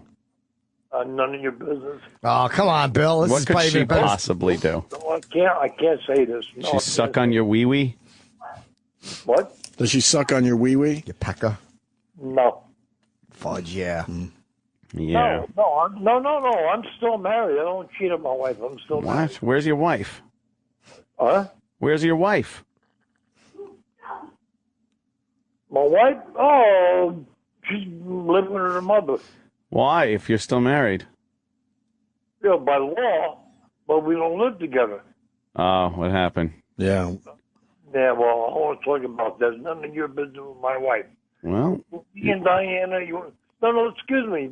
Me and Diana, you want to know something? But I'm not saying anything with my wife. My wife is not involved in this type of situation. Sure. Okay? So we'll leave that alone. I didn't say she was. Yeah, Diana said that. I was saying, Diana said that. What? Yeah, Diana said that you two have sex, though. We do what? That you two have sexual intercourse. Yeah, she said she gives you oral sex and stuff. Yeah. You gotta be. She said she puts you on all fours and eats your dumper. Yeah. That's the fucking biggest joke I've ever heard of my wife. That's the reason why I'm laughing. Bill, you don't want to have sex with Lady Di? No. Why? I can't say. Because she's fat? All right, you got one reason. Give me another reason. She's homely? She's what? Homely? She's a little ugly. Yeah. Right? Just say yes or no. She can't hear you. I tell you what. Yeah. Don't ask me. You answer that question in your own mind. No, I think we got it figured out, Bill. And she's too drunk? Oh, you can answer that question too in your own mind. That's a yes. Right. Yeah.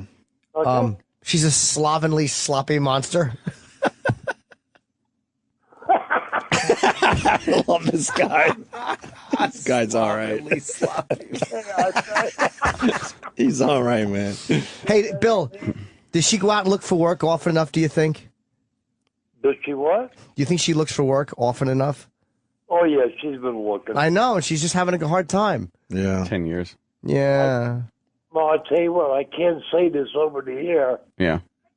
No, I can't. But what? Oh. You want me to tell you the reason why? Why? You guys don't know? You're so friggin' smart. You ain't got enough brains or enough. No, we don't. Tell us. Yeah, tell us. Enlighten please, us. Enlighten You us. ain't got no common sense. No, tell us. None whatsoever. Well, let me think a minute. All right. Okay. All right. Who owns the 7-Elevens? I don't know. Who owns this? The 7-Elevens? Indians? Yeah. All right, fine. You say it. I'm not saying it. All right, the Indians. So I what? guess. So what is? No. Oh, I know what he's saying. Bill, you're saying who runs the Jews, right? No. Come on, Bill. The Goddamn Pakistanis. Jews. Who? Come on, Bill. No. You guys get yourself in trouble. Well, we just said it. So what's your point though about the? Yeah. Okay, fine. Who owns the gas stations? The Middle Easterns, the Pakistanis or Indians. Yeah, okay. Who owns subways? Same thing. So what's your point? Okay. My point is, she's American. They don't hire American people. Oh, shit. The damn Jews, right, Bill? Bill's Red, white, and blue. Bill, you're a racist. I'm not a racist. No, I'm not. I hear it in her voice. I think they're not hiring her because she's a drunk. No. No? No, I was a head mechanic and I had... No, Mike, shut up, Diana. Thank you. He spoke for the entire audience. I don't think it's time to make a movie. What's this movie where you... Oh, my God. All Could you right. imagine Let's get Lady Di back on being the phone. in this fucking apartment listening to this? Broadcasters and stuff. They can make a movie about that. Tell her to shut up. Yeah. Come on, Bill. Toughen up a little. Backhander, Bill. Yeah. I say, no. Front-hander. Shut up again. Shut up. Go back and drink your beer. Yeah. Tell her to go back and shit in her own hat, Bill. Get out of here. Yeah, get out of here, you fucking lummox. No. Anyway, I'm on this. I don't. Whatever. Yeah, get out of here, piggy. Whatever. I was a head mechanic for a big corporation. Oh, cool. Oh yeah, I made a lot of money. Fuck yeah. I had 157 varieties as mechanics. And I'm not racist, I'm not prejudiced, whatever it is. I was never brought up that way. Oh. Sure. So what is it about the Jews and blacks that bothers you, though? Excuse me? What is it about the Jews and blacks that bothers you? I mean, we know you're not prejudiced, but what is it about those, two groups that bother you? You know what I'm saying? Oh, really, to tell you the truth, nothing bothers me. Oh, all right. Oh. I like this guy. I care less. How about that? I care less. Nothing bothers me. Well, good. The only thing that bothers me, you step on my toes. Uh-oh. Especially if it's your roommate that does it. Yeah. Fucking chop your foot off. Flatten them out. Yeah. No, what bothers me is somebody steps on my toes. Yeah. I'm going to step a lot bigger back on you. Oh, you're a tough guy, A bunch huh? of toes being stepped on. You're a tough guy. No, my father brought me up that way. When Racist? You're right. When you're wrong, you're wrong. Uh-huh. When you're right, you stick up for yourself. When you're wrong, you admit that you're boring. Exactly. Oh, that's boring. So you want me to do? Break the guy's face or something it should never be done? Boring. Something tells me it wasn't a coffee morning for Bill. Yeah, I have I'm drinking coffee now. Be more funny. Oh, don't lie. What are you having, whiskey? I don't drink whiskey. What are you drinking in your coffee? 8 o'clock coffee. What do you got in there? What booze are you drinking today? I don't drink no booze. Never did. You having beers? Excuse me? You having a couple of beers this morning? One. All right, should we get Lady Di back on the phone? Yeah, why don't we do that? Thanks, Bill. Hey. You guys, we had guys at work that listen to you. Oh. They listen to Howard Stern and everything. Oh, boy. Yeah, right. You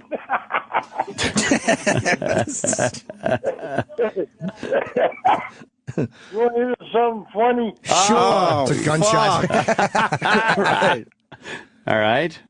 Howard Stern is Goldilocks. Fuck yeah. That's funny. Home run Bill. And he had such a beautiful wife, and you ain't saying nothing to me that he wasn't cheating on her because... Yeah, Allison.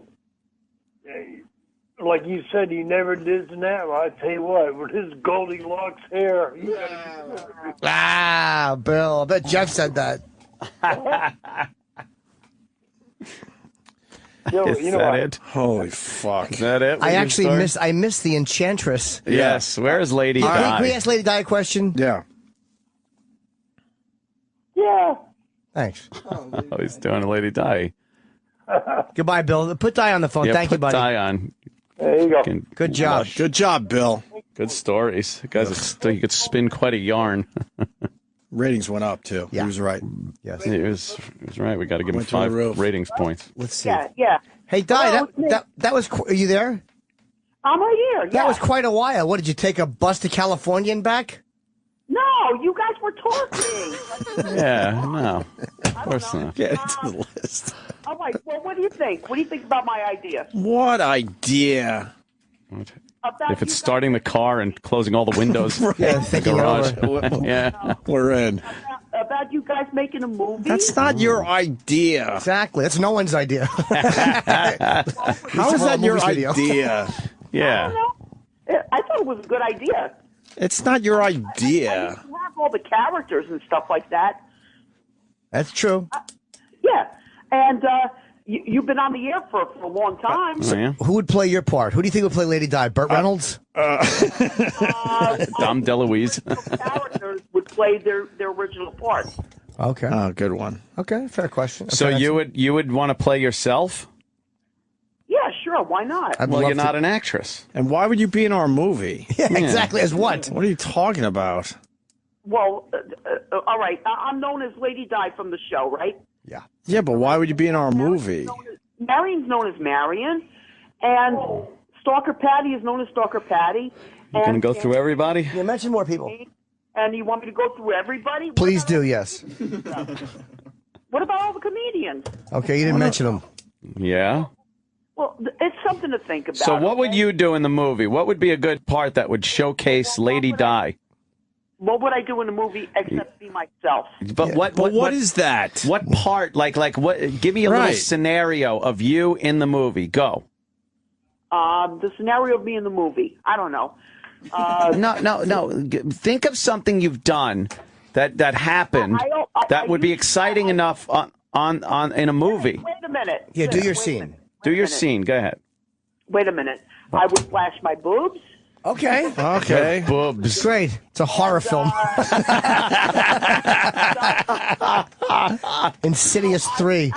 Return of the Drunken Beast. Sorry, guys. Get drunk on the show, you know. Oh, that's what. And do what? What'd you say? Get drunk on the show. Okay. Get drunk on the show. And let's see, what else? Just be myself. That's all. We probably could get Jonah Hill to play you. Jonah Hill. Who's that? Oh, okay. Miss or Michael Moore. Anything. Michael Moore. Oh, a guy to play my part? Okay. Yeah. Well, that's what we're getting at. Yeah. You don't have a hint of femininity in you. Not at all. You beast. Oh, that's a good idea. Lady Di, how about we reenact for the movie the time where you squirted some kind of liquid out of your vagina when you were standing here? When I had to go to the bathroom? Well, no, you came. No, you had a discharge, remember? Remember you had a discharge? Looked like something off a Cake Boss. That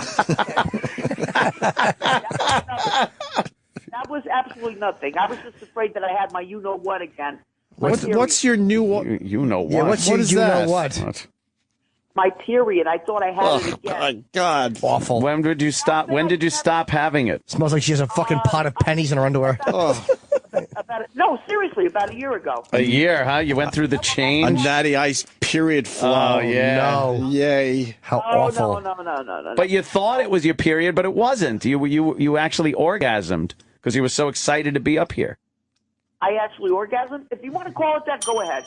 Oh. What was it? Call it that. No, it was just a clear discharge. That's all it was. A clear discharge. Yeah. That's because it's been a while since I've been on your show and everything like that. And I said, uh-oh. And I actually thought it was my period starting up again. So you came in your pants because you were so happy to be on the radio?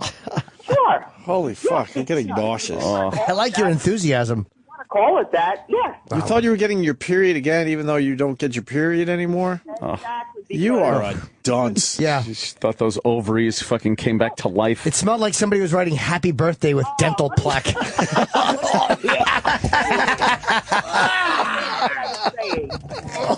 months I didn't have my friend. 4 months I didn't have my period. Okay? Yeah. And then all of a sudden I got it again. So I thought, Your pussy must just fucking 4 more months. stink. All that stuff that's supposed to happen in there to keep it clean, Right, and and moist. Right, exactly. Self-cleaning. Yeah, it's self-cleaning the vagina, but some of the self-cleaning properties shut down. Yeah, your vagina isn't self-cleaning anymore. How did you know that your period was done? I get checkups all the time, so. Yeah. Probably Bill when he's looking for his keys. Feel bad for that. Or his shoes. Feel bad for that gynecologist. I go to my. Could you imagine being the gynecologist that has to look at Lady Di's snatch? Fake sickness every time you know it's her appointment day. Right. Yeah. She's not used to being told herself to put her feet in the stirrups. He's got to wear a hockey mask. Guy on the saddle. Seriously, everything was okay that day. Everything was okay that day. Okay. Yeah.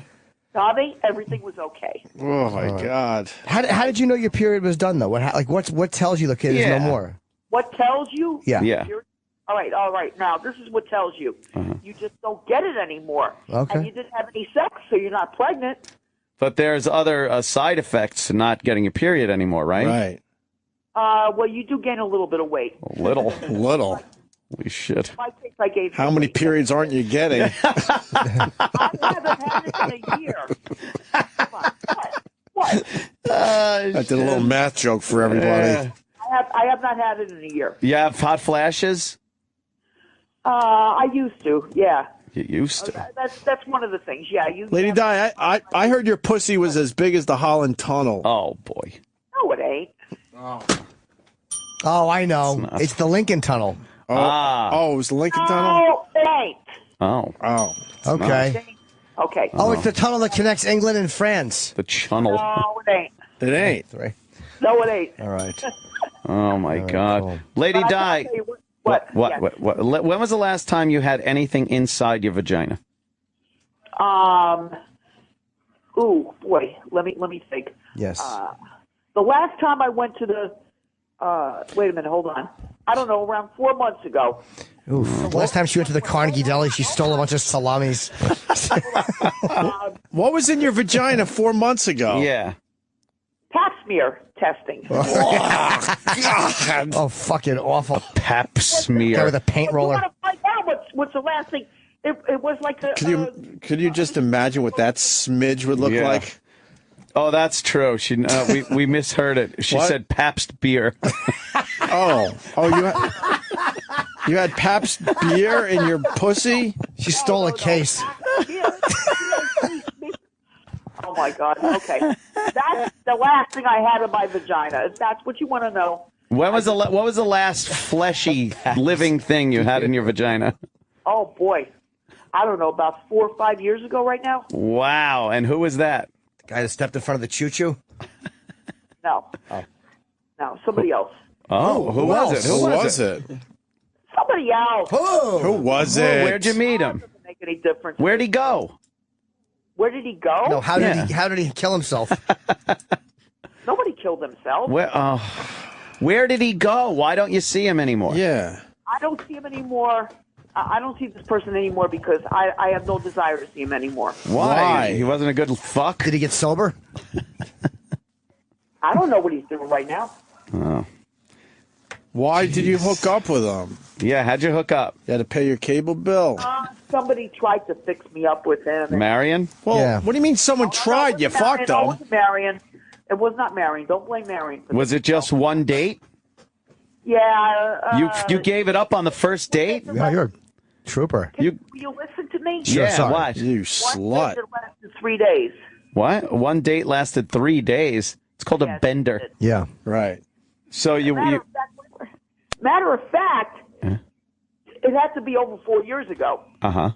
Well, 5 years would be over 4 years ago. Sure. Yeah. Right. Yeah, it had to be over 4 years ago because we were not even living here back then. We were living in another. Fascinating. Outdoors. Uh-huh. So you had sex with him the first time you met him. Are you like that? You're that kind of girl? Yeah. Hold on a second. Dominic is here. Dominic. Who's Dominic? Never mind. Who's Dominic? Who's Dominic? Our landlord. I mean, not our landlord, our super. Uh-oh. Oh, no. What does he want, you think? Is Bill in trouble for having wildlife in the house?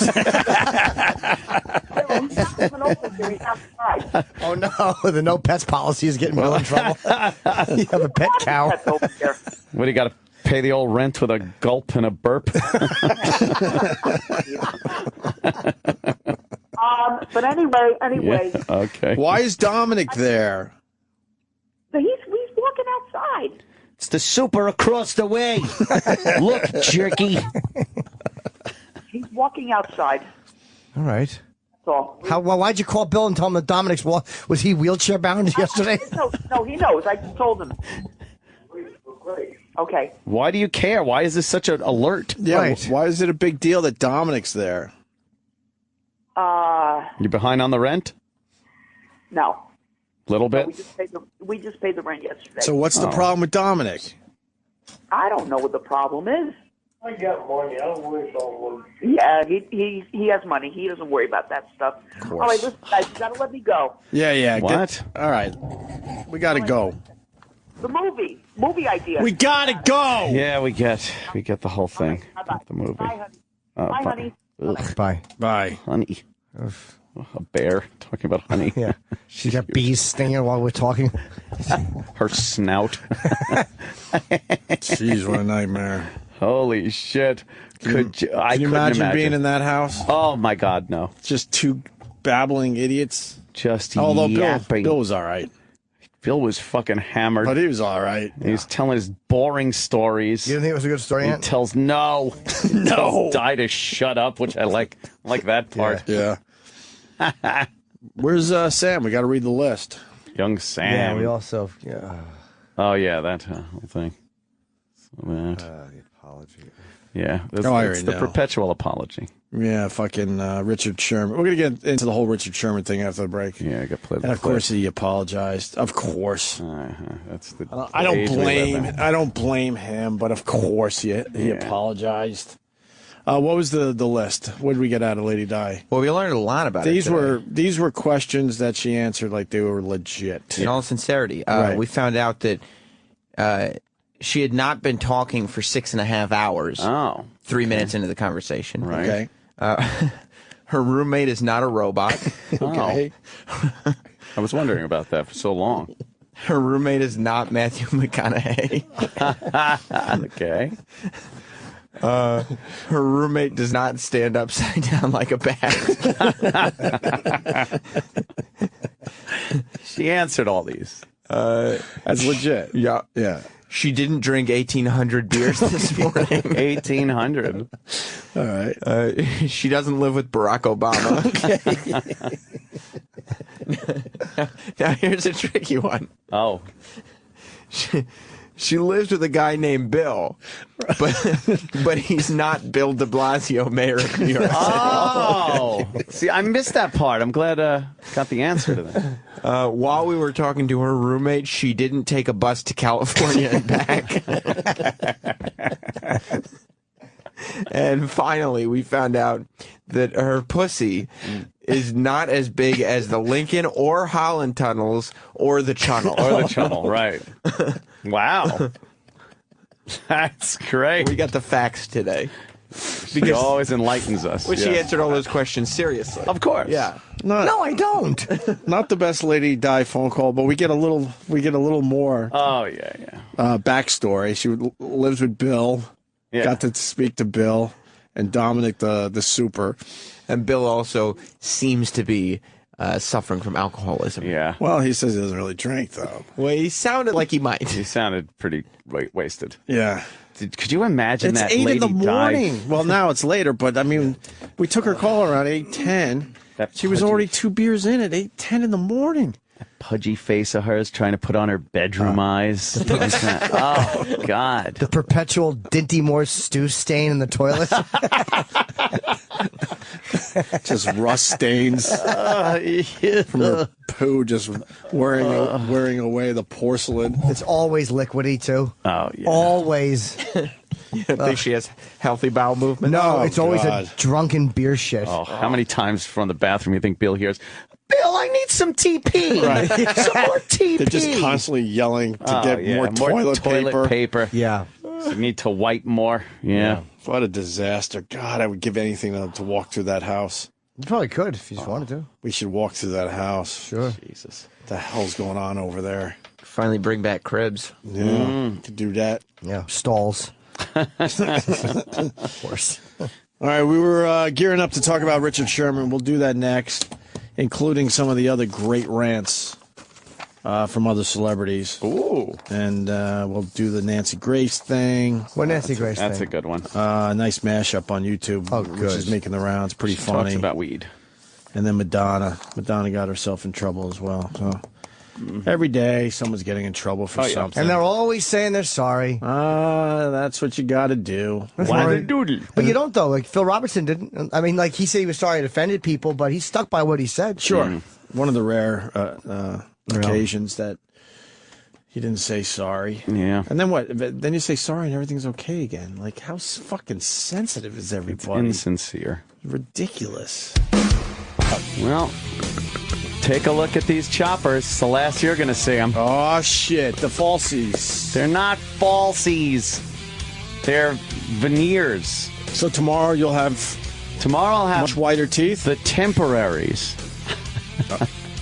Now, why can't the temporaries just be the teeth? Well, because they're artistically made. I know, but why? I think that's a whole scam. No, it takes a long time to make them. I think it's a scam. They can't make them on site. So why do you need temporaries?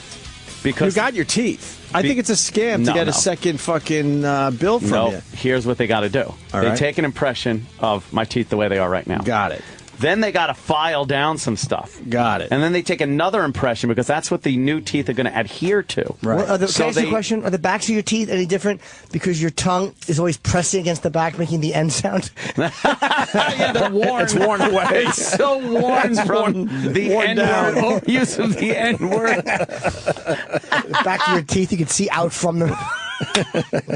Holy shit. It's got bay windows now. This is funny. See, so then they have to send all those impressions and everything to the place that actually makes the laminate. So and that takes a while. So why do you need fake ones then? Because you don't want to walk around with filed teeth. Oh, they got to file. Yeah, they got to like. When are they going? Are your fake teeth on now? No, I go today. Oh, today's the big I hope day. I hope there's a power outage because of the snow, and shithead has fucking filed sharp little teeth. I have to walk around with half filed teeth. Oh, that sucks. So tomorrow starts the. Tomorrow I will come in and have temporary front teeth. How looking forward to this are you? I can't wait. I'm not going to sleep tonight. I know. I'll be here at 4 o'clock. I'll you show up early. I'm just all nervous. Just watching the clock. I'm all nervous. I went to another dentist yesterday. Yeah? For the hummus tooth. The great hummus disaster. The great hummus disaster. Yeah. So now I'm on to an oral surgeon where they do that X-ray. Oh, the one that spins around your head? I've never had the spinny X-ray for teeth. They get like the entire, it's like almost a 3D image. Well, I was eating hummus. I got to run through it again. I broke down a big piece of my tooth just falls out. That hummus is tough. Sure. So then I get a crown. And then I got some significant pain after the crown. So my dentist, he figured out how to get another bill in him. Because he probably knew at the time that I needed a root canal, but he went crown because he doesn't do the root canals. So he gets his money. Right. So then I go back, and I like this guy too. And I go, hey, man, the tooth with the crown, it hurts. He goes, well, you got to get a root canal. I'm like, well, thanks. Because I don't have dental. We don't have dental. No. No one has dental, really. Pay for all this. So then I go to the root canal guy. Oh, he says it's a perfect root canal. It still fucking hurts. Go back to the dentist. He goes, well, maybe we got to grind down the teeth because maybe the bite's not right. Okay, let's do that. He does that. That still hurts. Well, you better go back to the root canal guy. Go back to the root canal guy. Fuck are you going he goes, you know what? I'm going to file down the tooth a little bit more. That should give you some relief. Files it down. A little relief. Still hurts. You bite down on the blue paper and go. Grind. So then root canal guy's like, I don't know, I'm at a loss. Let's move you on to the oral surgeon guy. It might be a fracture or something, or you might have to go in and cut the root from the fucking base, or we do a reverse cavity fill, it's called, where they actually go in from the top and fill it in that way. Fuck that. So I go to this guy yesterday. I go in this office, and one of my pet peeves in life that drives me fucking insane. Did you see how I just sat up to tell you this? Yeah. When you go into a new doctor's office and they go, can you fill this out? And it's form after form after form. Same shit you filled out at the last doctor. It drives me absolutely nuts, and I can't control myself. This one actually asked for my nickname. What? I'm like, why do you need my nickname? Oof. And it was exactly. like, did they say that you're not allowed to write that on the form? And it was the detail they wanted, my schooling, my boss, my crazy. Do you know the address of this place? I don't. So now I have to Google up the address. Do you know the business phone number? No, I don't know that either.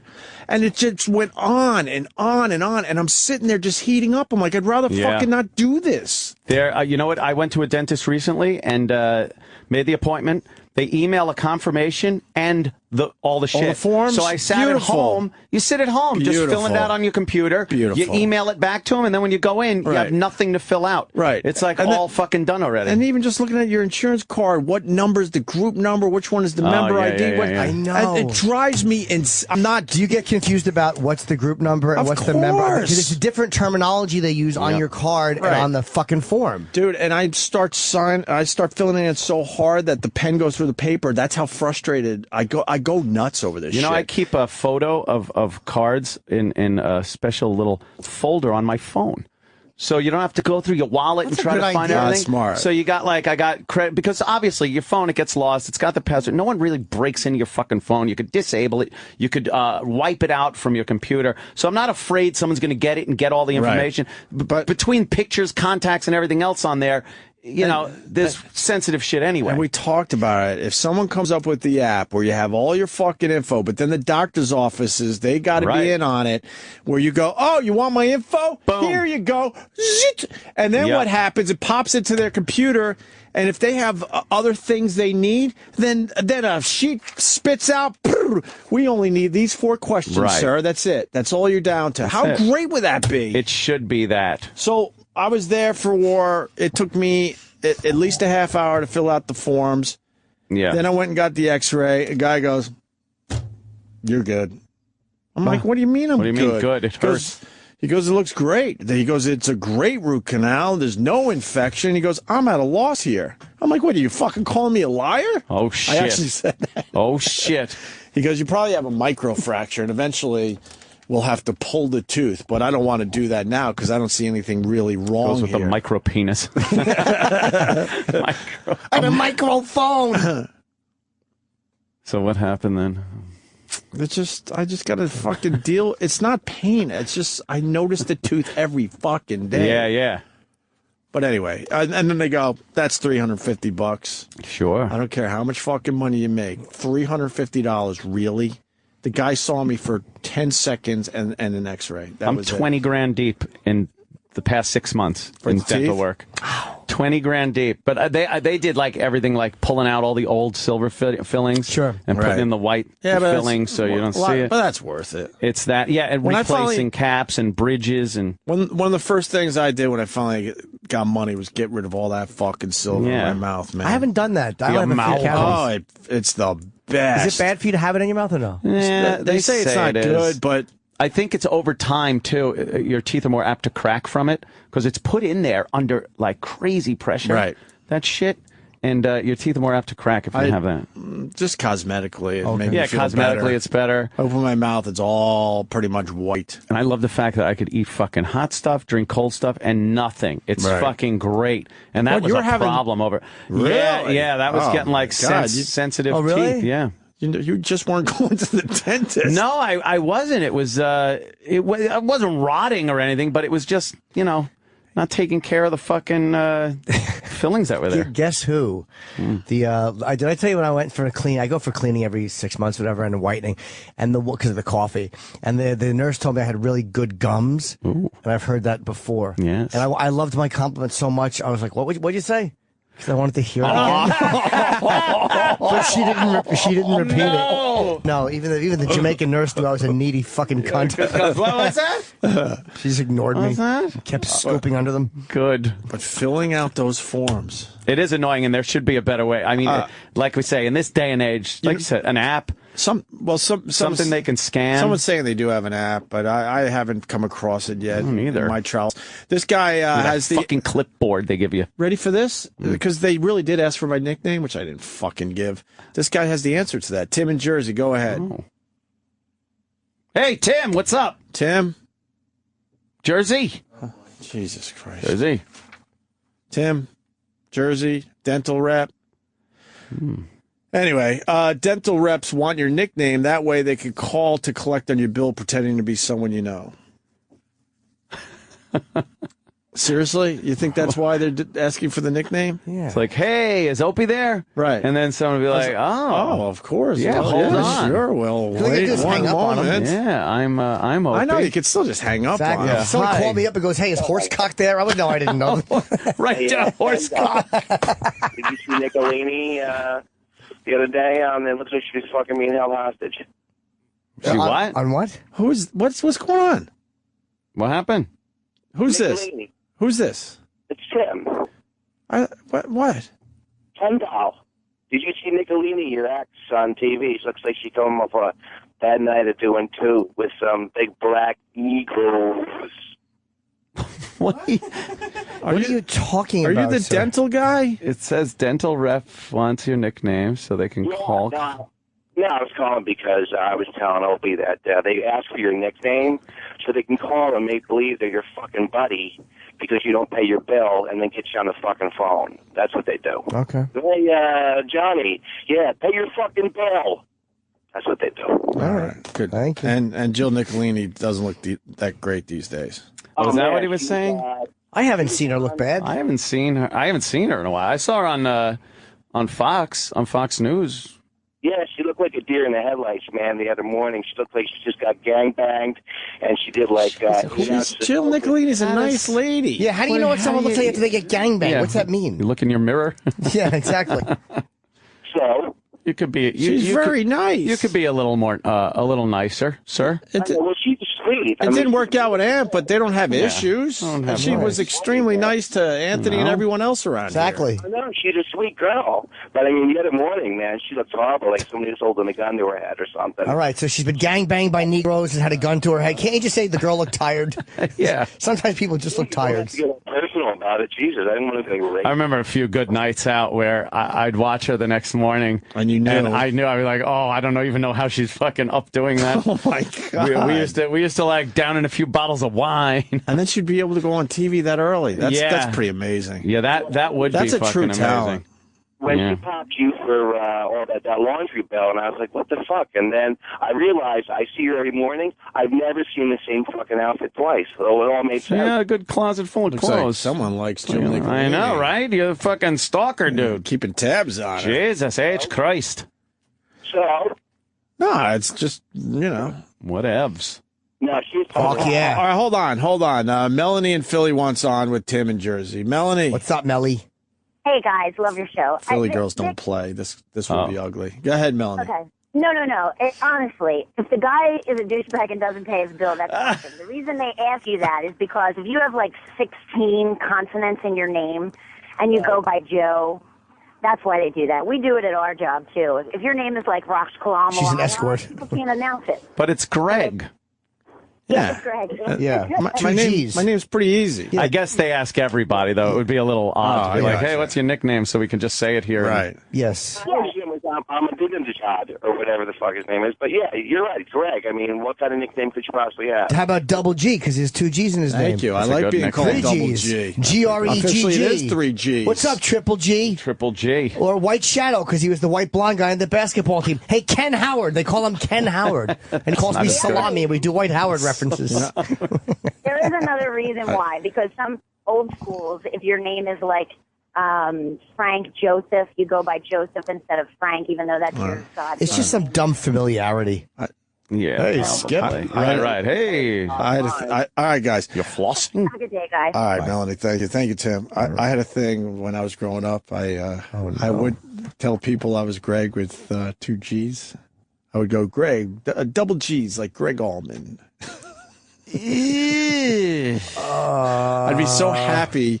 I'd be so happy that my name was spelled differently. And the only other person that I ever saw with the name spelled G-R-E-G-G was Greg Allman. So I was very, very... I couldn't wait to tell people. 2 G's like Genghis Khan.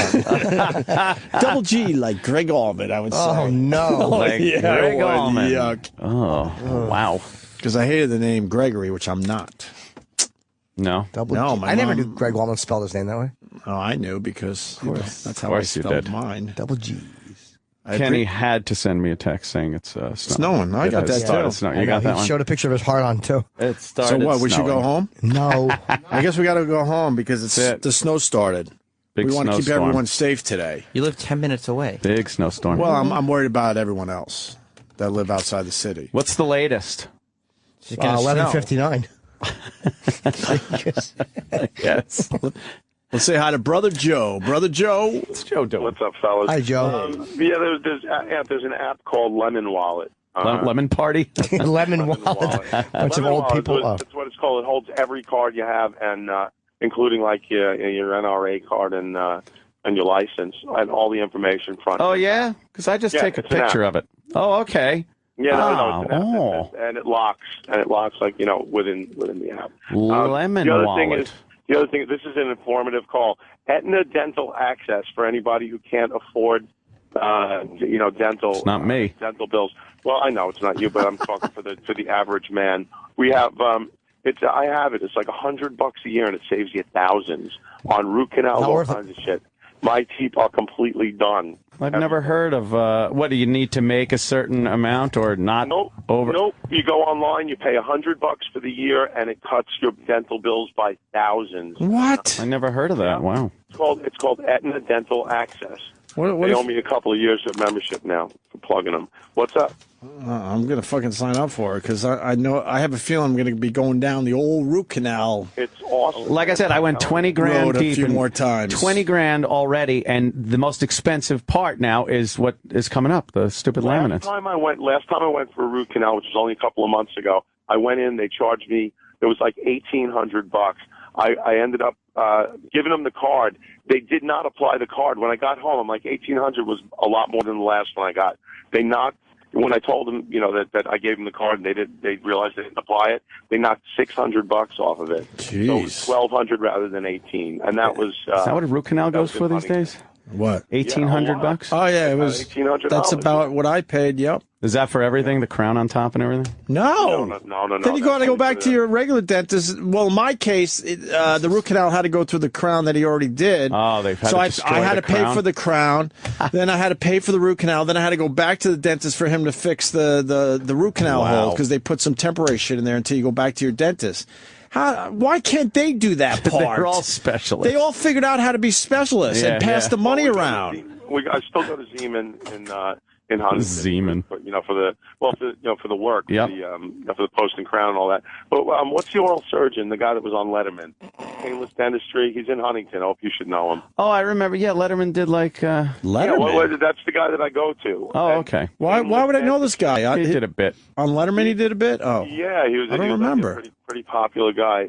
Richard, I can't remember his last name. But anyway, he was like Painless Dentistry.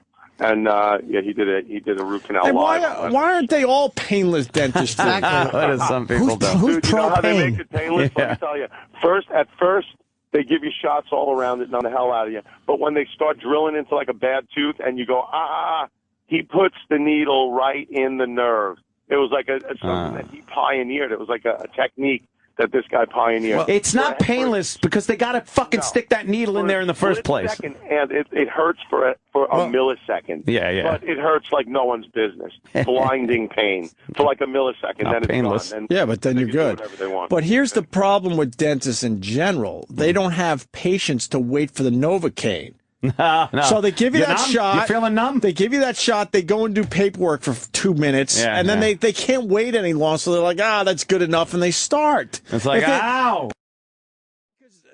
Because all of us feel the Novocaine after we leave the dentist. That's when everything is ridiculously numb, right? Yeah. True. But they start their shit when you're still just numbing up everything. Yeah. Because they literally, that's what they should do as soon as you get in the office is pop you with that fucking Novocaine. Yeah.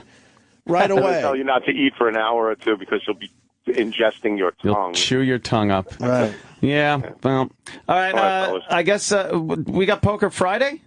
Saturday. It's Saturday. Okay. And Joe, why are you now telling Anthony about this Aetna after he's 20 grand in the hole? I bet they wouldn't have paid for a lot of the cosmetic stuff that I'm having done. And after sitting there and watching him playing blackjack, I figured he doesn't need to pay with you. You're like, snowman. Pointy card, pointy card, snowman. What do the Germans say? 999. Oh my God, I'm just yelling that. Jesus. All right. That was fun. We got to do that again. Yeah. All right, Joe. All right. I'll talk to you soon, guys. Later, man. You got it. We got one more. Josh in Boston wants to tell you about what's going to happen. Because tomorrow you're going to have grinded down teeth and fake veneers. Uh-huh. What are they? No, I didn't want to tell them what happened. I just wanted to say good morning, men. Hi, Sam. Oh. Also, no, the people with the nickname people are full of shit. The only reason they want your nickname, so if there's more than one person with your first name, they can call you by your nickname because it's illegal to say your last name because it's a HIPAA violation. Well, it depends on your weight. I love how we're getting an answer to the nickname question. Just say thank Three you, different Denny. answers, by the way. Business, and he's been helping me out. Denny's been awesome with me. He's been helping me out with my DJ business. I appreciate it. Oh, good. Good for you, buddy. Thank you. All right. You know what? That guy, that position switched. Yeah.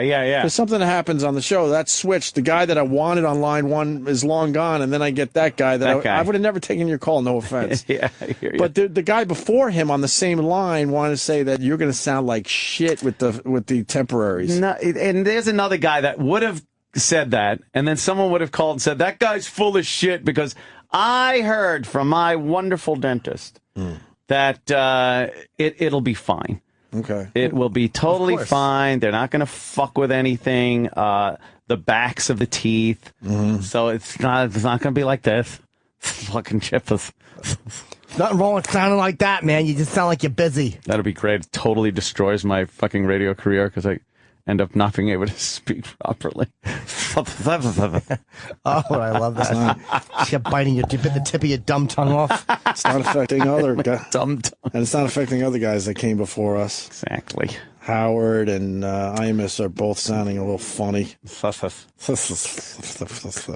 Oh, speaking of Melissa Harris Perry. Did you see the Marines thing yet? The Marines thing. I'm calling it the Marines thing because I don't want to give it away. Give it away now. Yeah, you got it right there. All right, just play that. This is our pal from MSNBC that has a going on. That's the blubbering woman? Yeah, the Newsbusters. Watch what she does now. Well, if there is anything that is quintessentially American, it is our military, and their goal can be seen in their very mottos. The Army's "This will defend" or "Semper Fi," always faithful for the Marines. Semper Fi. Semper Fi. She said Semper No one Fi. has ever said Semper Fi. No, unless they were like, how much does Semper cost? She said Semper Fi. Can you go back? That's how she says it if it doesn't cost anything. Semper Fi. See, it's free, but she can't talk right. I know, but it's not with the R's. No, it's not. I sure went off half cocked there. You sure did. That was a real bim.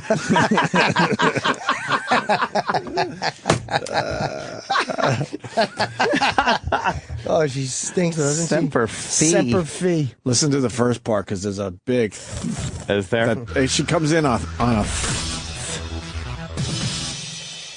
Because, well, if there is anything that is quintessentially American, it is our military, and their goal can be seen in their very mottos. The Army's "This will defend" or "Semper Fi," always faithful for the Marines. Semper Fi. Fucking, if you're in a broadcast and you lisp, you should fucking have your teeth fucking removed and put back in farther in front. Dude, It's astounding. There's a lot of them in broadcasting. Yeah. Tom Brokaw was one. You know, one of the Bush broads is on GMA, or was it GMA? What fucking show was I watching? Today Show, maybe? Yeah. She does some pieces for the Today Show, and she speaks horribly, too. Does she? She's got something like this. She's like this. Can you find her? I think it's Jenna. Semper Fi. Jenna Bush has a thing going on, too, man. See if you could hear it. Kathy Lee is out today out west, but guess who's here? Jenna Bush Hager was nice enough to step in. Sammy. You know what my favorite part is? We're sitting here before Mary the Sammy? show. She's fucking pretty, man. That's what we No, do. she's not. And your phone I don't think dinged so. or buzzed. She's pretty? And what did it think say? she's not my bad. mother, who's watching, hi mom, wrote me, of course I have to put in the password, wrote me this. What does it say? Just breathe, take deep breaths, and go into Zen mode like Dad did before the debate. She has an Mom, for you, I'm underbite. gonna do a yoga She got a little underbite thing going on there. Zen mode like Dad did before the debate. Zen mode like She said, take deep breaths. It buzzed. And what did it say? Well, my mother, who's Deep watching, breaths. who's watching, hi, Mom, wrote me, of course I have to put in the password, wrote me this. What does it say? Just breathe, take deep breaths, and go into Zen mode like Dad did before the debates. Debates. So, all right, Mom, for you, I'm going to do a yoga breath. Namaste. Isn't that fucked You up? got a little trouble there. What's that? What's that? She might just be nervous. No, man. Does she talk like that? All the time. She's kind of cute, though. I think she's Was she the find her partying one? cute. I'm not She sure. the one that used to party? Remember when that the Bush girls were always in fucking some shit? Underage drinking and shit? Yeah, it was great. She's not bad looking. No, not at all. She's all right. You know. She's just all right. I think she's rather lovely. I think her sister is better looking. She reminds me too much of her dad in the mouth, which is, kind of kills it, but Yeah. you can definitely tell that she's George Bush's daughter. Last night I just had the fucking urge out of nowhere to watch the Miss Teen Delaware fucking porno movie again. Porno clip. Remember when she was fucking getting fucked from behind and then it was come on pretty her hot. face? I was looking at Twitter and she was tweeting something about how, the highest mountains are no obstacle for her. And I'm like, let me watch her fuck. Speaking of big mountains, I like to put my dick between them and come right in the valley. She's always got these fucking tweets that are all very spiritual and uplifting. Inspirational. And it inspired me to watch her getting fucked from behind by a moose cock. There you go. Yeah. Pretty good stuff. Why don't we do the Richard Sherman thing? So he ended up apologizing. Completely ridiculous. Yep. I hate sportsmanship, that fake sportsmanship after fake stuff, yeah. After a big fucking game, they all feel like they gotta compliment the other team and this and that. And this Richard Sherman has a real thing going on with Crabtree. And, Sherman makes an amazing play, and it puts the Seahawks, look, it's everywhere. It puts the Seahawks in the fucking Super Bowl, and just a mere minute later, Aaron Andrews is talking to the guy. You got to be feeling like, yeah! He's out of his fucking mind. He made the play that gets his team in the Super Bowl. They're at home in Seattle, which is a crazy fucking atmosphere to begin with. Where was the pass to? Was it an end zone pass? Fuck yeah. Can I see it? Did you see this? No. He made an amazing play. He tipped it up and then right there. Here it is. They march all the way down the field. There's only 30 seconds left in the game. Oh, man. Wow, yeah. Big That one. is pretty important. That was play it. right there. That was it. Big one. This puts him in the Super Bowl. Wow. And then he gives Crabtree the business because they just have problems. And he tried to shake his hand, say good game. Did he? Yes, he ran over to him. He hit him on the ass. And but he was being a dick about it. Yeah, he was being a dick. He was being a complete dick about it. But then Crabtree shoved him in the face. Yeah. Crabtree's like, get your shit away from me. Fuck Miss you. Crabtree. They don't like each other. No. And then So he did the choking sign. To, yeah. He didn't mean the handshake. Trust me. No one likes that choke thing. He didn't mean that at Let's all. see. How close was this pass to being caught? I don't think it was. Oh boy, was that a catchable pass? Wow, that was. That was a I don't catchable know. You really pass. think? Oh my God, yeah. It was right there. I mean, it was an amazing defensive play. Dude, Oh, that it's is right up to him. All right, you're right. It's right up there. Wow, that's fucked up. fucking That's a how the catchable game ended. pass. It was Yeah. a great fucking game, man. I was all in watching that one. Dude, that was right. And then to it. Crabtree, because now Sherman's talking shit, so Crabtree fucking pushes him with his left hand. Of course, you're not going to the Super Bowl now because of that. And you did it against a guy that you don't like. So it was a perfect fucking storm. So Aaron Andrews gets to talk to Sherman right after the game, and most of us have heard the rant by now. I have not heard it. But let's just play it. Richard, let me ask you the final play. Take me through it. Well, I'm the best corner in the game. When you find me with a sorry receiver like Crabtree, that's the result you're going to get. Don't you ever talk about me. Who was talking about you? Crabtree, don't you open your mouth about the best. Or I'm going to shut it for you real quick. L.O.B. All right, and Joe, back over to you. All right, Why do they bail out of that? These fucking assholes. No, I think no. He laughed. Oh, sorry. He made his point. And he was like, "I ain't dealing with your dumb questions. I'm out of here." That's the rant. That's a problem. Bow your heads. I guess. What that's the one. Travis, of course that's the one. Who made I'm that saying, point? yeah, I guess, meaning that it shouldn't have been a problem. Who made that brilliant point? Oh, someone on Huffington Post. What a great because again we're such a bully obsessed just country of sissies. Right. Someone on Huffington Post said, "How would this generation handle Muhammad Ali?" Right. Yeah. Who did nothing but talk shit. Right. Yeah.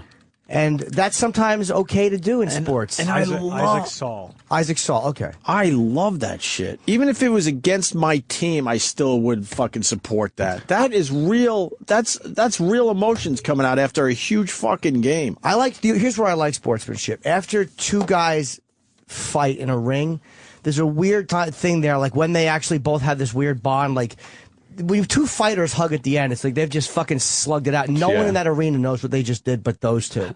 There's a weird bond they seem to kind of share. Right. But here's the problem. Most people hated it, right, Travis? Twitter exploded. There was a lot of racist stuff on Twitter. Right.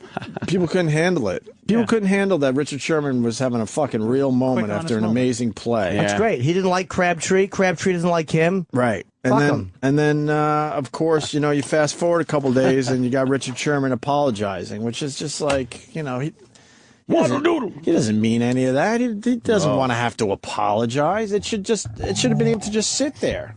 Why did he apologize, Travis? I think his coach talked to him.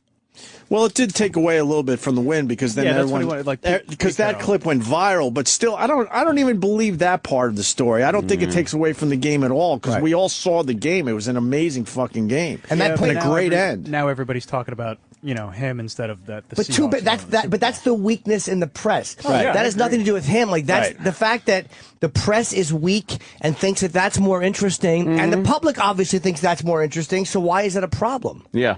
It's not like he said something outrageous. He doesn't like Crabtree. Crabtree doesn't like him. They asked him a question. I almost understand the apology just because he's trying to squash it so now they could focus on Super Bowl, on the Super Bowl. But they're still going to ask him about this. It's going to still be a big fucking thing. Oh, yeah, when it's media week, that's all they're going to talk about. Let's say hi to Mo in Brooklyn. Mo. Hey guys, how are you? Why I oughta. All right. On that play, it was a good play. It wasn't a great play. It's not like he ripped the ball out of Crabtree's hand. It was a little bit underthrown. He didn't make the interception. He made the deflection. Right? Well, hold on. A couple things. I agree with you. I thought the ball was a little underthrown, but it was absolutely catchable. And Richard Sherman looked like he was a bit out of position, and that's why he made an amazing play. He was able to fucking still tip that ball. Right. And I think what happened in the You just sound jealous, Mo. Nah. Listen, I think what happened in that interview was when he started talking about LOB, which is their nickname, right? I don't think Network knew what LOB is, so they cut it away thinking it was some gang related. Must be some gang thing. We better cut out immediately. Oh. No, I think the whole thing there was Richard Sherman was done and moved on. I don't think it was a cutout at all. What's he, a tank or something?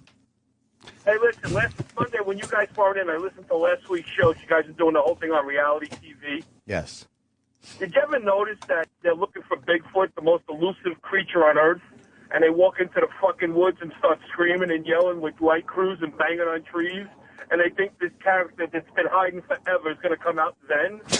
That's good. Kind of like it. You're right. Yeah. Right? And the other thing is, if you watch the whole gamut of reality shows, you got the Kardashians and you got the fucking Chaz from Persia and all these fuckers with all the money, and then you see the people that live in the woods off grid that have nothing, they're the happiest fucking people on TV. So I don't think all the Gucci and designer shit means anything. It's just kind of funny. All the people that have are miserable, all the have-nots are fucking happy with no water, electricity, shit in the woods. All right. Great show, though, guys. Enjoy you every morning, man. Thank you, buddy. All right, Mo. Thank you. Josh in Seattle. Congratulations to your Seahawks, by the way. Hey, thanks, guys. Who I'm picking to win the Super Bowl. Have they ever won? No, we've only been once. They were. You guys were in it in 2005, I think. Yeah. No, 2006. Or 2006, okay. 2005, whatever. I hate that. It's like, is it the season or the date that the Super Bowl was played? I guess it would be the 2006. Yeah, all right. Go ahead, Josh. Either way, no. So after his little fun explosion on the field, which we all enjoyed here in Seattle, he sat in the post-game press conference and he kept repeating very literally, he was a very mediocre receiver and kept repeating it with a huge smile on his face, and it was the funniest thing ever. Oh, that's great. I love I love all that stuff. I love it. Oh, well, out here, the rivalry between the two are so intense that on my way to work to Seattle every day, there's this big video billboard, and San Francisco has been buying it for like the last 2 months, talking shit about Seattle every day. Something about, like this morning I drove through and it said, had a picture of Richard Sherman and said no class. Oh, God, with class. It's enough of people with class. They don't like each other. The players don't like each other. Well, the two teams don't like each other. Right. This rivalry, I didn't realize how deep it was. You guys put together each other's team trying to figure out how to beat the other team.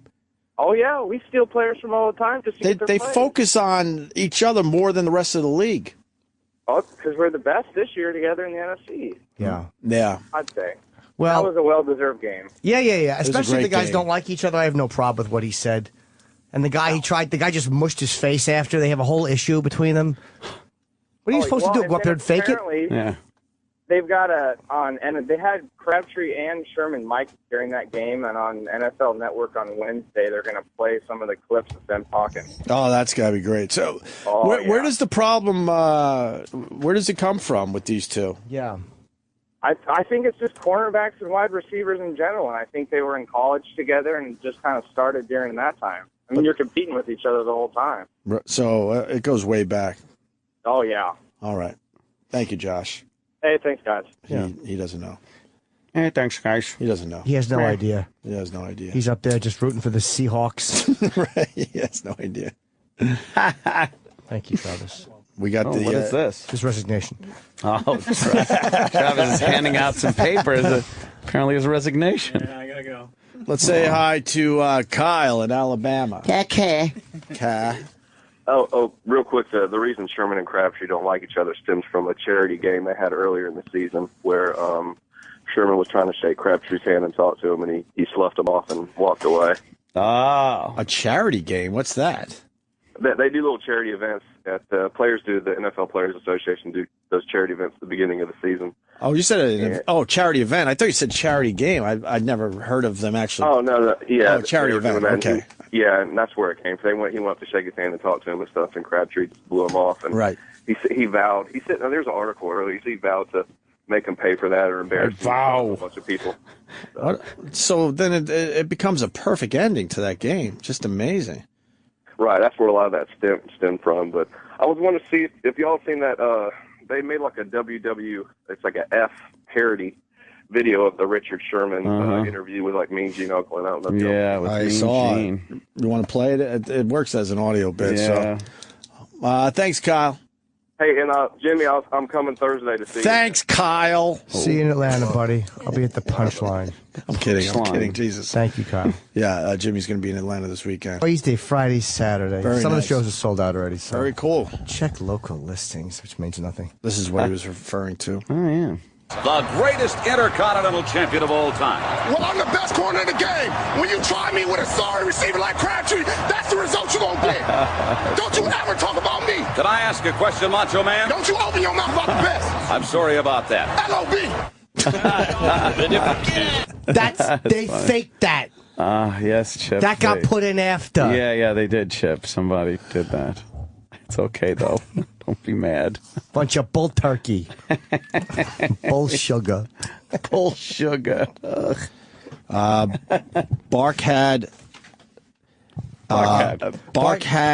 Adbi will be in studio next. Barkhad Abdi. I think it's Abdi. Yeah, I think so. Barkhad Semper Fi. Adbi. From the boat movie.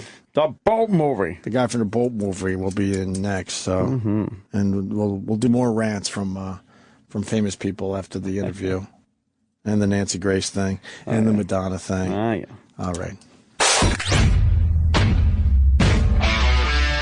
The Opie Anthony Show is back on Sirius XM.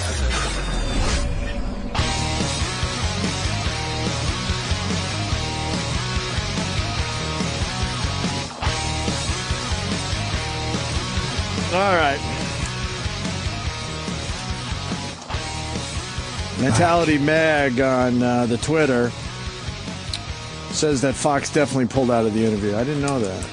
It seemed a little abrupt. It seemed like he did, because Erin Andrews goes, "Oh, okay," because I thought she was ready to ask him another question, and he was gone.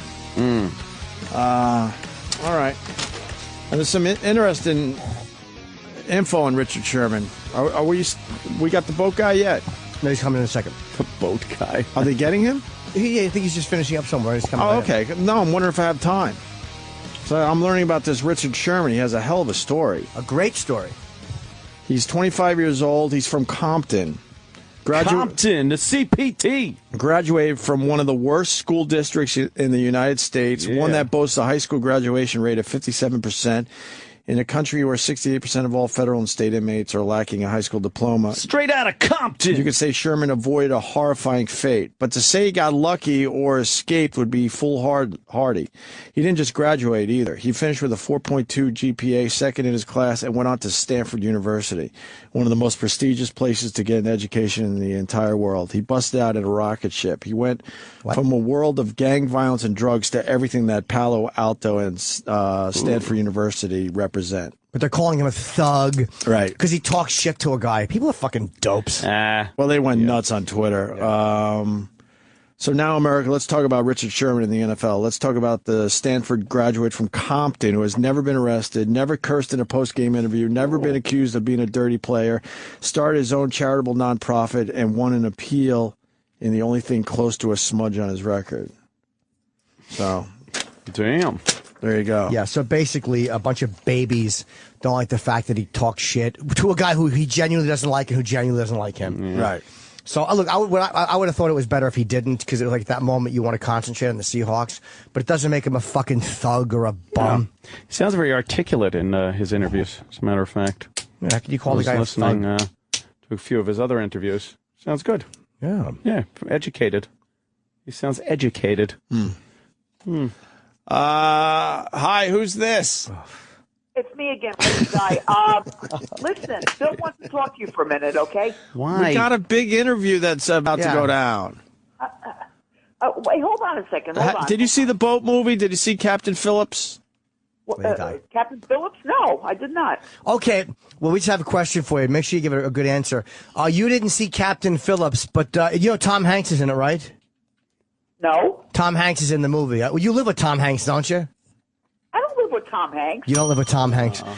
Okay. And Bill wanted to talk. Oh, sorry. No, go. No, go ahead. Answer. No, go ahead. But Bill wanted to hold on a second. Bill wanted to talk to us. Yes. Now, which Bill is this? Oh, we have to. Okay, put him on. All right. We have an interview. Yeah, we got an interview. And Stephen Philly, go ahead. Hey, Ope, I want to know what a 4.2 GPA is. I didn't know you could get over a... Hey, asshole, why are you calling me an idiot when I'm reading it from an article, you stupid fuck? Yeah. Uh-oh. That was how it was written. I saw that. So you done could with get these over idiots. 4.0 and you these can days. get over a 4.0, Yeah. you fuck. Yeah. It's called, I don't know. He got extra two credit or 2.1s. something. Yeah. Yeah, there is they wrote 4.2 Yeah. in the article. It says right there, 4.2 GPA. Yep. Maybe it's out of 5. And that's second. No, it's not. No, 4.5 is the highest. What do you mean? A 4.5 grade point average. I thought 4.0 is the highest without the extra credit shit. No, with the extra credit, the highest you can get is a 4.5. Oh, so they don't go higher than They a don't 4 go higher than that. even with extra credit. But it isn't. Gotcha. It isn't 4.0. You know, you could go higher. I got a 17. Fuck, enough of I these don't think you fucking did. idiots. They're everywhere. Yeah. We got the boat guy. Yes. There he is. Take a seat. Hello, sir. Wow. Make yourself comfy. Big star in the studio. How are you, buddy? All right, I'm good. We're trying to figure out, is it Barkhad Abdi? Is that how you say it, or am I saying it wrong? It's Barkhad Abdi. Okay, close. I just saw you on the SAG Awards, and now you're in our studio. That's pretty cool for us. Yeah. Making all Not so cool for you. A bit of a drop off, but making all the Thanks for award having show. me. No problem. yeah, right on, man. How are the award shows? Pretty fun, or? Yeah, it's fun. It's fun. You meet a lot of different people, and Yeah. it's amazing. Are they? The people seem to be drinking a little bit at that SAG Award thing, were they? Yeah, we was having fun. A little tipsy. That's cool. It's an amazing story. You were driving a cab in Minnesota, right? And now you're nominated for an Oscar. I mean, how did you get this gig? There was an open casting call in Minneapolis, where I live. Tom Hanks film came on TV, so I decided to go there and give it a chance. Wow. What'd they have you do? Just read some lines? Or? Just read some lines at first, and after that they give me a script. They assign me to a character. So Wait. We got to slow down. That's just an amazing story. Were you doing any acting before this? No. That's what I'm saying. So there's an open call for a Tom Hanks movie in your city, and you go and you get it, and you have no acting experience? Yeah. There was mind-blowing. Yeah, that doesn't just happen. But what made you go, I'm going to try out for this? You know, I loved acting. Right. I loved acting, and I decided to go there. But you never acted? They came to my neighborhood. No, I never acted. But I did some music videos and just short films, just my own stuff. You know? Oh, okay. They wanted guys who were like who were Somalian and spoke. I guess sure. What's the language? Somali. Somali, yeah. And there's probably not that many of those guys in Hollywood. Wow. There is nothing. So, you grew up in Somalia. How accurate is our impression of it compared to what it is? Is it as bad as everybody says it is, or as dangerous? In Somalia. Yeah, it's dangerous. Piracy. Yeah, it's dangerous. And people talk about it as well. There's a lot of word of mouth going on. Mm-hmm. Did you know any pirates when you were growing up? I left Somalia when I was 7. Okay. 7? There was no pirates then. Yeah. Have you gone back? No. Yeah, that's weird. Like, just to leave a place and know you can't go back because you'll be a target for kidnapping, I guess. I bet they know you over there now. Yeah, but but do you think that they would like if you played the kidnappers, would they or the pirate, would they like that and find you to be a celebrity, or would that annoy and anger them? Well, I have no idea. We'll find out. Are you going back? I'm going back. Oh yeah. Yeah, I want to go back. Yeah. Just do a documentary or something. Yeah. Yeah. Now, are you going to get other acting roles? I'm reading some scripts now, so. Yeah. That'd be cool. And the other guys that were playing the pirates along with you, they got them the same way through just an open casting? Yeah, we're friends. You're all friends? Same neighborhood, yeah. Wow, that's so weird. So after the first day we did the auditioning, the second day when we came to audition again, they told us to be part of a group. And they were already standing next to me. Oh, God. So you had the group. They were the closest people to me. So I was like, what do you have? What do you have? And after we realized we each had different characters, we auditioned together. We just created our own group, and we were the same ever since. We would even go back home, and we practice. Wow. Was it scary for you, or is it so overwhelming that it's not even frightening when you get the movie? Because it's like, you haven't geared up your whole life to do this. All of a sudden, you're driving a cab, and now you're in a movie. Are you nervous, or are you not like... Oh, that was very nerve-wracking. Second, they said, I met the director. We all got the part together in L.A. That's when I started being like... yeah. Real scared. Like, can I really do this? Did you blow any lines? What was that? Did you screw up any lines? Like, did you forget your lines at all? Oh, of course. There was times I would forget the lines, but Paul Greengrass was nice enough to let me just make it my own. Yeah, that's why I'm the captain now. I came out with it. Yeah. That wasn't in the script. That's a good one. Yeah, that is a good one. Yeah. What made you just say that? Because that's what everyone's talking about. Honestly, I have no idea when I even said it. Right. That's the crazy part. Like, I don't know what cut was it. Like, right. The first take, the second take. No idea. But it just popped out. Didn't that make it into the trailers too? Yeah. Oh yeah. It was huge. That was like the big one. That had you'd heard about the story when it happened, right? Yeah, I remember the story, the actual story happening. Yeah, on TV. Yeah. And was it just kind of okay, that's happening, or did you kind of pay attention because it's from where you're from, or? Yeah, I paid attention. It was because that time there was a lot of piracy, but that was the first piracy on an American ship. So yeah. Did you have to do any research on the guy that you played? Did you study about him? Yeah, you know, all I seen from him was when he's smiling. Oh, okay. When he gets cut and he's smiling. That's right. Yeah, he did that smile like. Yeah. Well, he was the lucky one. Yeah, that was like, you know, there's a joke the Somalians made about that, saying that that's how fast he made it to America. That's kind of good. Yeah. You wow, it is an amazing story. And do you find that he's a sympathetic character, somebody to be liked or pitied, or do you just see him as a common criminal? You know, he is a criminal, that's for sure, but I understand, you know, like why, because he lived in a country that had nothing. Mm-hmm. No government, no work, no school. And he sees this as his only chance. Right. So it's like a gangster that we understand why he is a gangster. You know, rather than someone that had chance or, you know, reasons to be a good person or, you know, better their life, but they choose the wrong way. Right. Mm-hmm. You're saying a guy like this had only really one way to make it, and that was it? Yeah. Wow. You know, I mean, there's always a different way to make it. That's what I believe. But, you know, there is no much chance for him at the time. So, and at least hearing about pirates, people that, you know, become millionaires as well. Yeah. They were kind of around people that had made a lot of money. Through the piracy. Another amazing thing, you didn't meet Tom Hanks until your first scene with Tom Hanks, right? That's right. Were you nervous? All of a sudden he walks in the room and you're like, holy shit, that's Tom Hanks? Yeah, You're shaking your head no, you weren't nervous at all. No, I was very nervous. Oh, okay. That was the scariest scene for me. Yeah, because they decided to not have you meet him until, you know, the scene was being shot. Yeah, that was, you know, real nerve-wracking, and I had to become the character.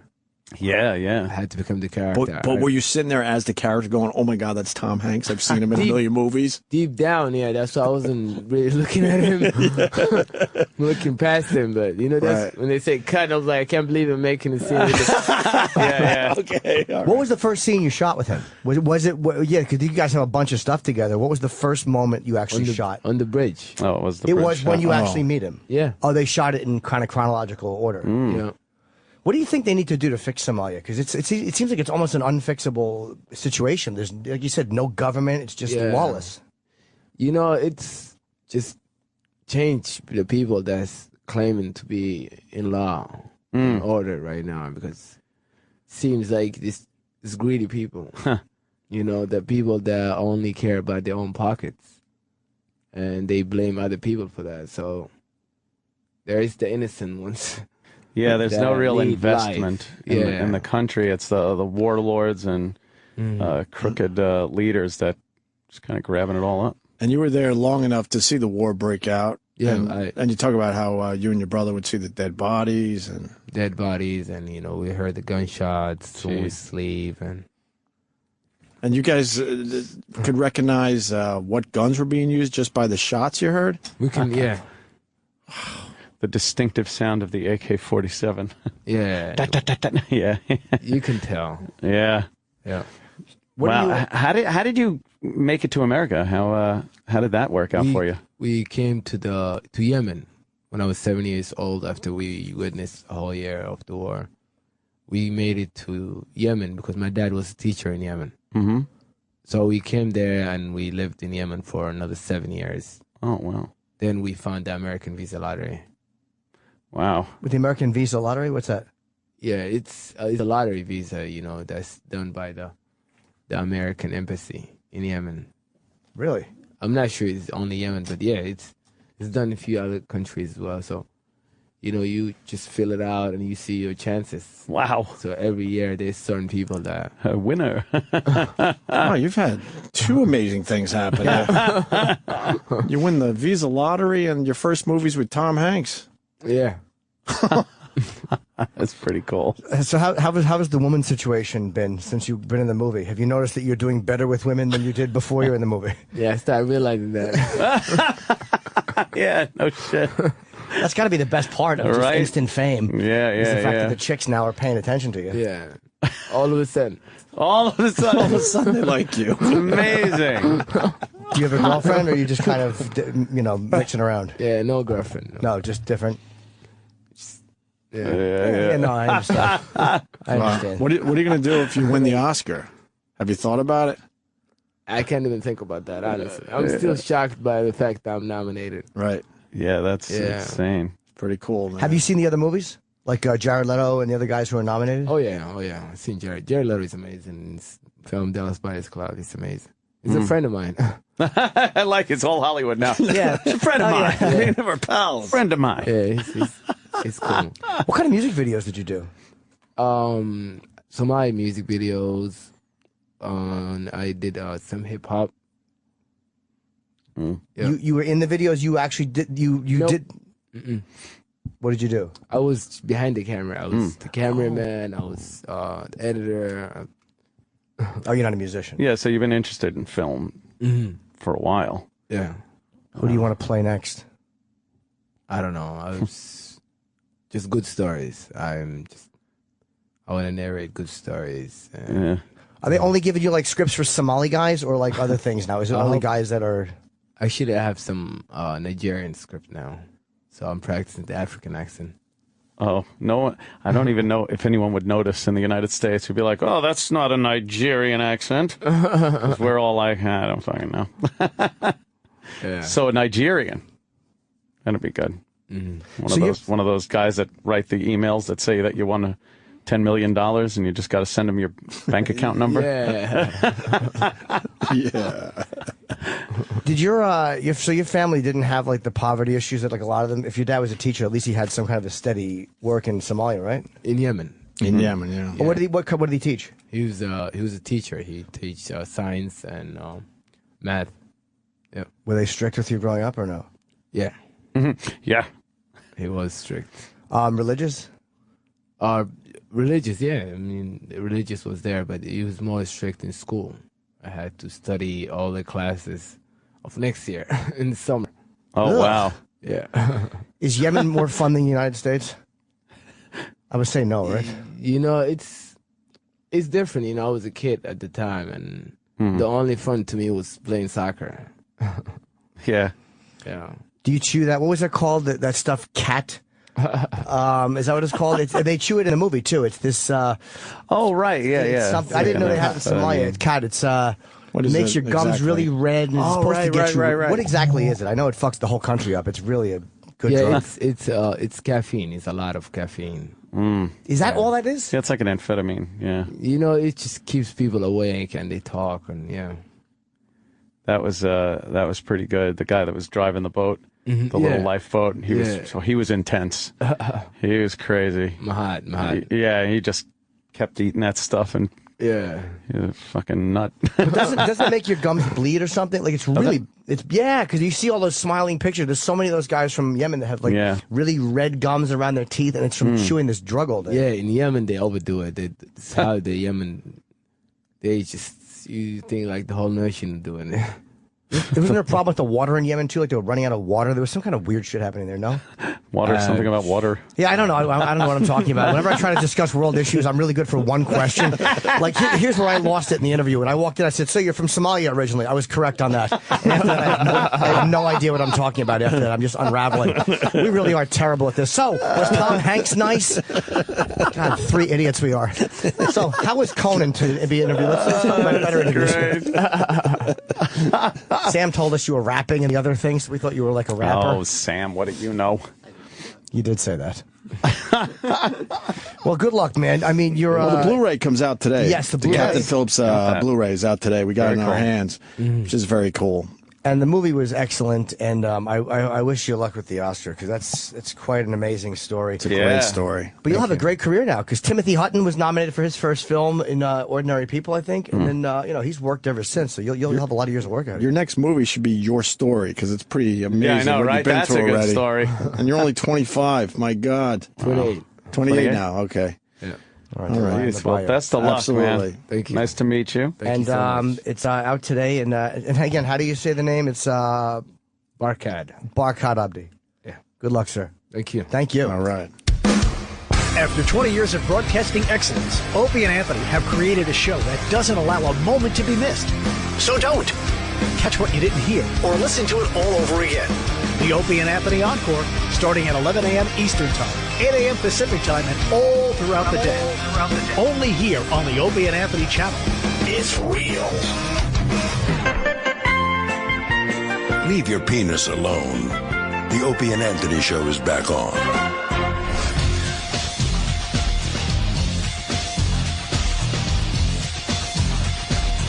All right.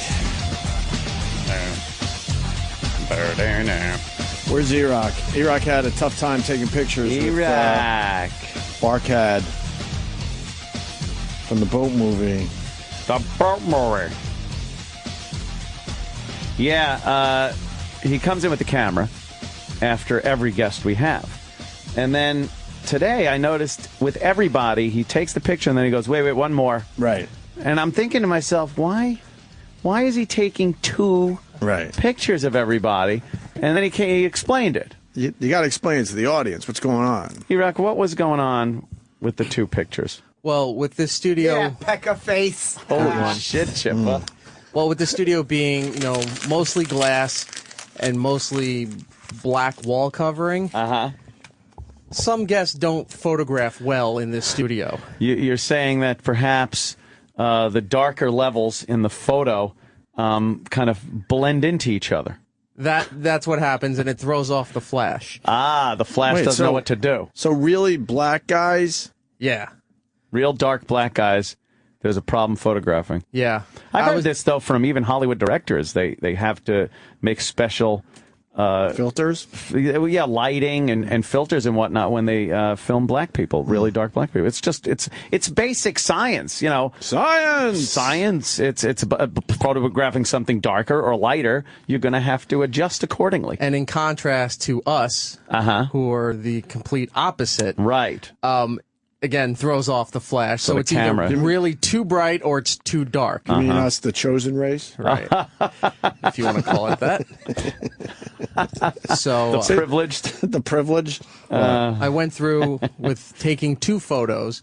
So this way, the first one usually fucks up, and then the second one gets it like that. So the camera it takes one photo for the camera to learn what's going on, and it adjusts accordingly. Right. So you were taking two pictures. Of everybody. Yeah. Because I've learned over the years that this is just always a problem.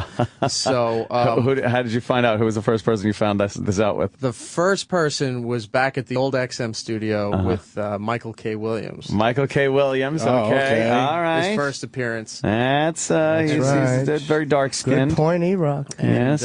I've just learned over the years that... Who else would have been an issue, I guess? I was thinking of putting together a collage. A collage? Of photos that had to... before they were fixed. Wait, there was one where you did the color adjustment and then it made us look shitty. Yeah. Who was that again? You had to lighten everything. Oh, who the fuck was that? Yeah, he lightened everything up and we were Do you remember? There's been a few. I don't remember off There the was top of my somebody, head. though, that you couldn't even see. Who's the guy from Boogie Nights? Don Cheadle. I think might have been one of them. Don Cheadle he'll fuck up a picture. Marion Barry might have been Marion one. Barry. Marion Barry. All right. That's true. And there was a setting on there. So I'm going to go through and see if I sent you all the good photos. So you Yeah, should I all see have that. them Thank now. you. I want the bad one too. You want the bad one? I want both because I want to be able to I want the compare. bad photo. I want the bad photos. Okay. Yeah, let me see that. Oh, there's Sam Roberts. Let's see. All right, Sam looking a little I light. can't see, Sam. Turn that to the left. That's not bad. That's good. I don't like your dumb eyes being open. Sam doesn't know how to just take a picture. No. Taking lots of pictures. Yeah, you're taking lots of pictures, but you always look like you're fucking making a promo poster for Douche Magazine.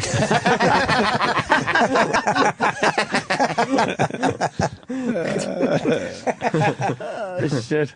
Oh, he does have some hamster teeth on him, doesn't he? Oh, my God. And then someone has to talk about gums. I know, Jimmy was talking about how that stuff fucks up, makes the gums, and he's all gums. It's like that scene in Austin Powers where he's going, moly, moly, moly. You're talking about about people's gums over there, and it's like, oh, my God. But his gums weren't messed up from it. He had big gums, but that had nothing to do with the drug. The drug makes your gums red. Yeah. That wasn't him. I just would not want anyone to bring up Don't gums. even bring up gums. Well, I didn't know what to do after, it was a tough interview. Multitude of colors going on those guns. Yeah. Looked like a fucking, like a Doberman Pinscher's gums. He was nice. He has an amazing story, but really doesn't know how to tell it yet. Well, he's, English is his second language. I mean, Somalia, when the war breaks out, I mean, he walked out of his house and just saw dead bodies with his brother. Then he gets to go to Yemen, where his father's teaching. Then he lives there for 7 years. He's got a strict father. And then he wins the lottery. A lottery to come to America. So then he's driving a cab, and then he gets the movie. But he's looking for a Somali. But he doesn't. That's pretty much it. He doesn't really know how to tell that story. No, it's hard to. It was a tough add interview. in the details and. Yeah, that was a tough one. Yeah, he's a nice guy though. I've seen him on shows. It's the same, interview. Yeah, people ask him the same things. He says the same things. Hi, who's this? Hello. It's Lady Di again. Oh my God, with this lady. Oh my God. Is this the 1100th time you've called this morning? No, actually, it's the first time. Actually, it's the second time. Actually, it's the third or fourth time. Bill wants to talk to you for a minute. Okay? Yeah, I know. No, we got a radio show to do. Yeah, I know. What do you think? What do you think this is? What are you calling from the roof? Yeah, you calling from the roof? No, he's not calling from the roof. He's calling from the kitchen. Oh. All right, hold on a second. No, hold on. Why did she? No. Talk to you for a minute. Lady Di, hold on. Before we do that, we're trying to ask you a couple of questions. Okay, go ahead. Because apparently now you're a professional tap dancer. I'm not a tap dancer. Oh, what happened? Yeah, but I just ordered some turkey. Some turkey. So, that's good. I love turkey. Which one was shaped turkey? like one. Why? Nothing. I love turkey. So why are you holding your lung in your hand? Why am I holding my what? I'm not holding no lug in my hand. Oh. Yeah, but you're best friends with a bunny rabbit. My best friend is a bunny rabbit. Marion? No, she's not a bunny rabbit. No, she's not. I thought she. No, she's a hippo. What the hell? What else do you want to know? Huh? What else do you want to know? Well, Marion's not even your best friend. Marion said her best friend is a Somali pirate. No.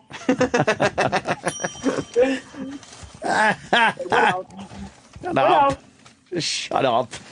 Yeah, be quiet. Fucking sick of you. Exactly. We don't know what you're talking about. Right. We were talking to the guy from the boat movie. That you never heard of, which by the way, so out of touch. Which by the way, she called in the middle of. Right. But we didn't take her call. We Hold should have. on a second. All right. Oh wow! Excuse me. Stand up for yourself on your hind legs. Getting what they call belligerent. I didn't drunk. know we were talking to the Queen of England. I'm not the Queen of England. Oh, she's reached that belligerent drunk point. I'm not the Queen. She's not the Queen she's of the England. Pig of Jersey. Elizabeth, New Jersey. Yeah, that's me. No, we said the pig of New Jersey. You slob. What? You're a slob. Yeah.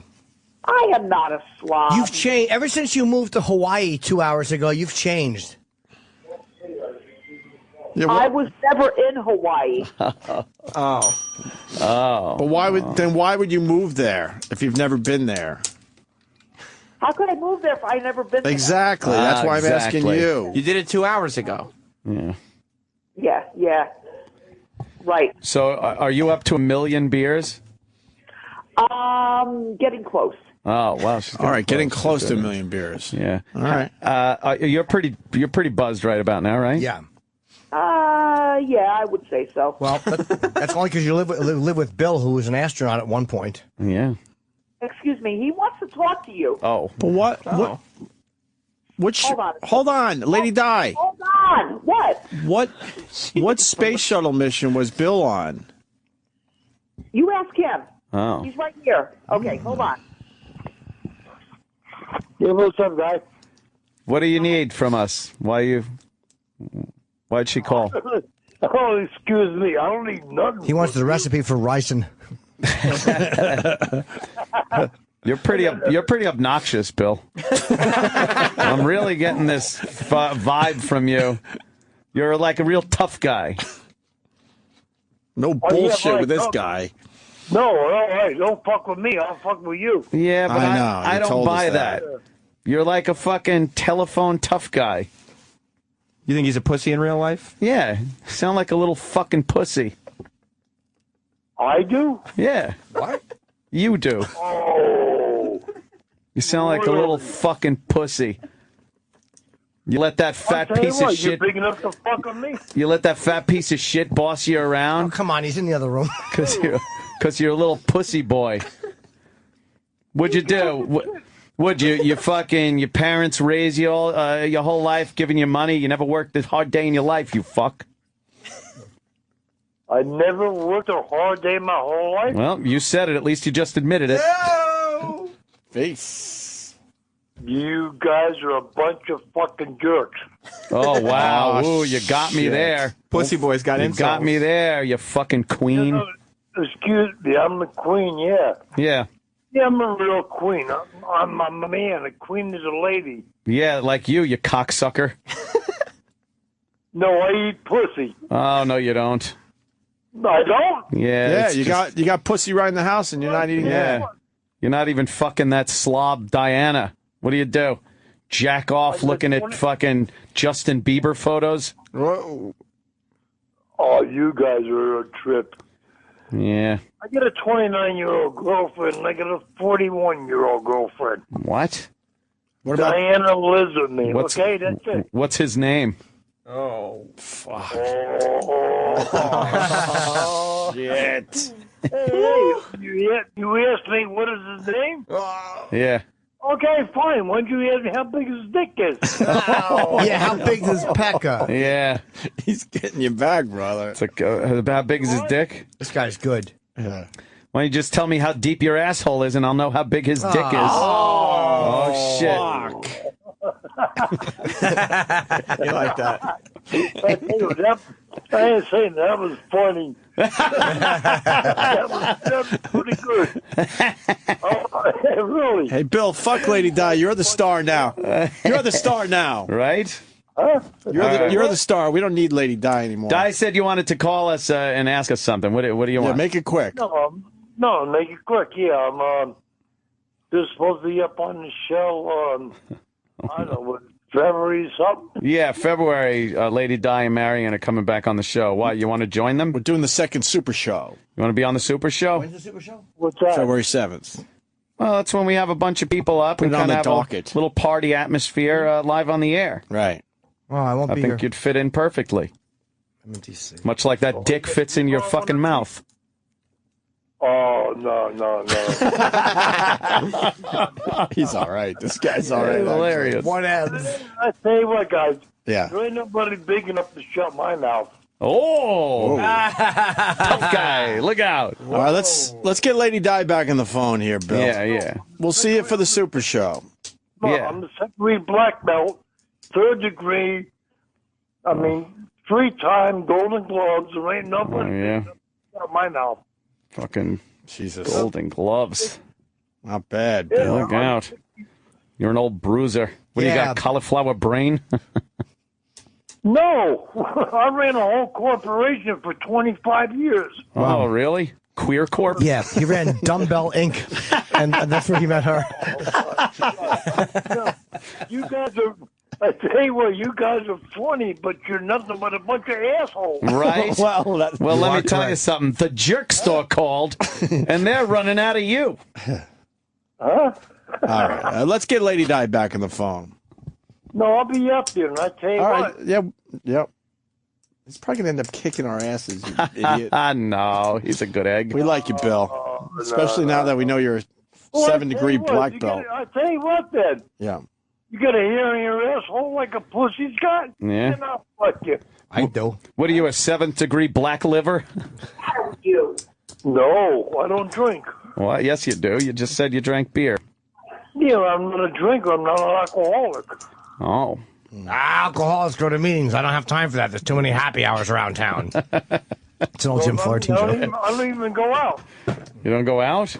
No. What are you, a shut-in? What are you, a hoarder? A hoarder of fat, stupid people? he's hoarding monsters. Monster. You guys try to be funny, but that was funny. Yeah. This fucking. All right, we got to go, Bill. We got to go. Bill, we got to go. Put Lady Di back on the phone. Please. Yeah. Yeah, it's me again. All right. Lady Di, could you? Oh, boy. Could you? Lady Di! What? Could you tell us about the time you wrestled Bruno Sammartino again? Excuse me? Tell us about the time you wrestled Bruno Sammartino. I never wrestled Bruno Sammartino. Oh. Who's that? Didn't know that. You sound really buzzed, Di. Yeah, well, it's snowing out and everything like that, so I figured. That's cool. What the heck? Yeah, why not? What the heck? It's snowing. Then again, if it wasn't, you'd celebrate the good weather. So how are you supposed to drive a bus to Florida today? I'm not going to drive a bus. Oh, okay. All right. There's nothing for me to drive today. I have my truck out there.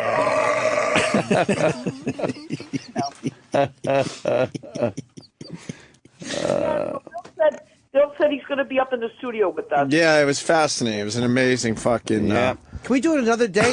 Any other day in February I can do. It's just the only weekend I'm gone. We should redo it so I Jimmy wanna can be be here. here. Jimmy's got to be here. Deal. What? With who? Sponsored. With who? Excuse me. Oh, he won't give a Can fuck. it be changed around? He'll fucking show up for another one Yeah, we day. can try to, but that's what it's. When did they pick the date? Last Friday. Yeah, so why can't we? She's just rambling on You're and rambling on. on, Anthony. Stop. Hey, you cunt. You're right. Don't fucking get snippy with me, you fat lump of shit. She's right, I'll Ann. fucking piss on you. I'll fucking piss on you. You I didn't twat. say anything about you, Jim. Don't get snippy with me. Marion's You birthday. belligerent drunk. No, she's right. Go ahead, Di. You tell him. That's Marion's birthday, almost. Who cares? That's why you got mad at Anthony? Who gives a Shit. fuck? Now tell us about Marion's birthday. Yeah, all about it. Marion's birthday is February 11th. She's going to be on a cruise. February 11th. Did you hear that slur? She's going to be on a cruise. Is she gonna be on a cruise? That's it. Is she going die watching? What are you going to do? You have to ask her. Hope to see Kelly Laurel. They push her and her dumb fucking stupid awful yellow wig, her Simpsons wig head, off the boat. The wave pushes the boat back to shore because she's fat. February 7th is a few days before her birthday, so... Right. Right. Listen to her slurring now. All You're right, in slur Shamu. mode. Yeah. February 7th. Yeah, Friday, February 7th. February 7th. Damn, Di, you are a fucking lightweight. How many beers deep are you? I don't How know many about beers? 5. 5 beers. It's 10:30 in the morning. 10:30 a.m. You're 5 beers deep. How many do you buy? How many beers do you go through in a week? Yeah, 2 billion. I don't even know. It's got to be I don't about. know. I lost count after a while. I don't know. But it's got to be close to 2 billion. I have no idea. Could be. Oh, you fucking drunk. I don't know. You ever just go into a quiet room and listen to your brain cells pop like Pop Rocks? Pop twice. Damn. I hate that. Why doesn't that work in comedy, Jimmy? So weird. There's It something doesn't about work. giving away one of the words of the punchlines Yes. that I don't know why. It just I wrecks know. It does. And on Twitter, how many times do you struggle to Right, get that? to get another word. You gotta I can't use that. I use that Yeah. word. Oh, that's Yeah, fucking no, funny. no. I usually talk into the phone with the Twitter thing. I talk into the phone. She thinks we were talking. What are you to her. talking about? What do you mean? You should talk into the phone. Oh, so you use the voice activation thing and you talk and Yeah. So you don't even type out your own tweets? you sit there and go like, "Hi, it's Diane." She's even lazy with Twitter. Yeah. No. Sometimes I type. No. Sometimes I tweet things out. Like what? Like what? Yeah. Like whatever. Great, right? Yeah. I answer them and whatever it is. Sometimes I do, sometimes I don't. If it's a stupid question, I'm not going to answer them. Like, what's a stupid question people have asked you? Good question. How many natty ices have I had today? That's not a stupid question. Oh, that's the stupid question? Yeah, question. So when you have trouble finding the comma button? Do you know how many she'd have to have drank Yes. to need a comma? Over 999. Exactly, Jimmy. That's a lot. Questions like that. Nice cough. That's great. What happened? You still smoking? Yeah, unfortunately, yes. What are you smoking? God.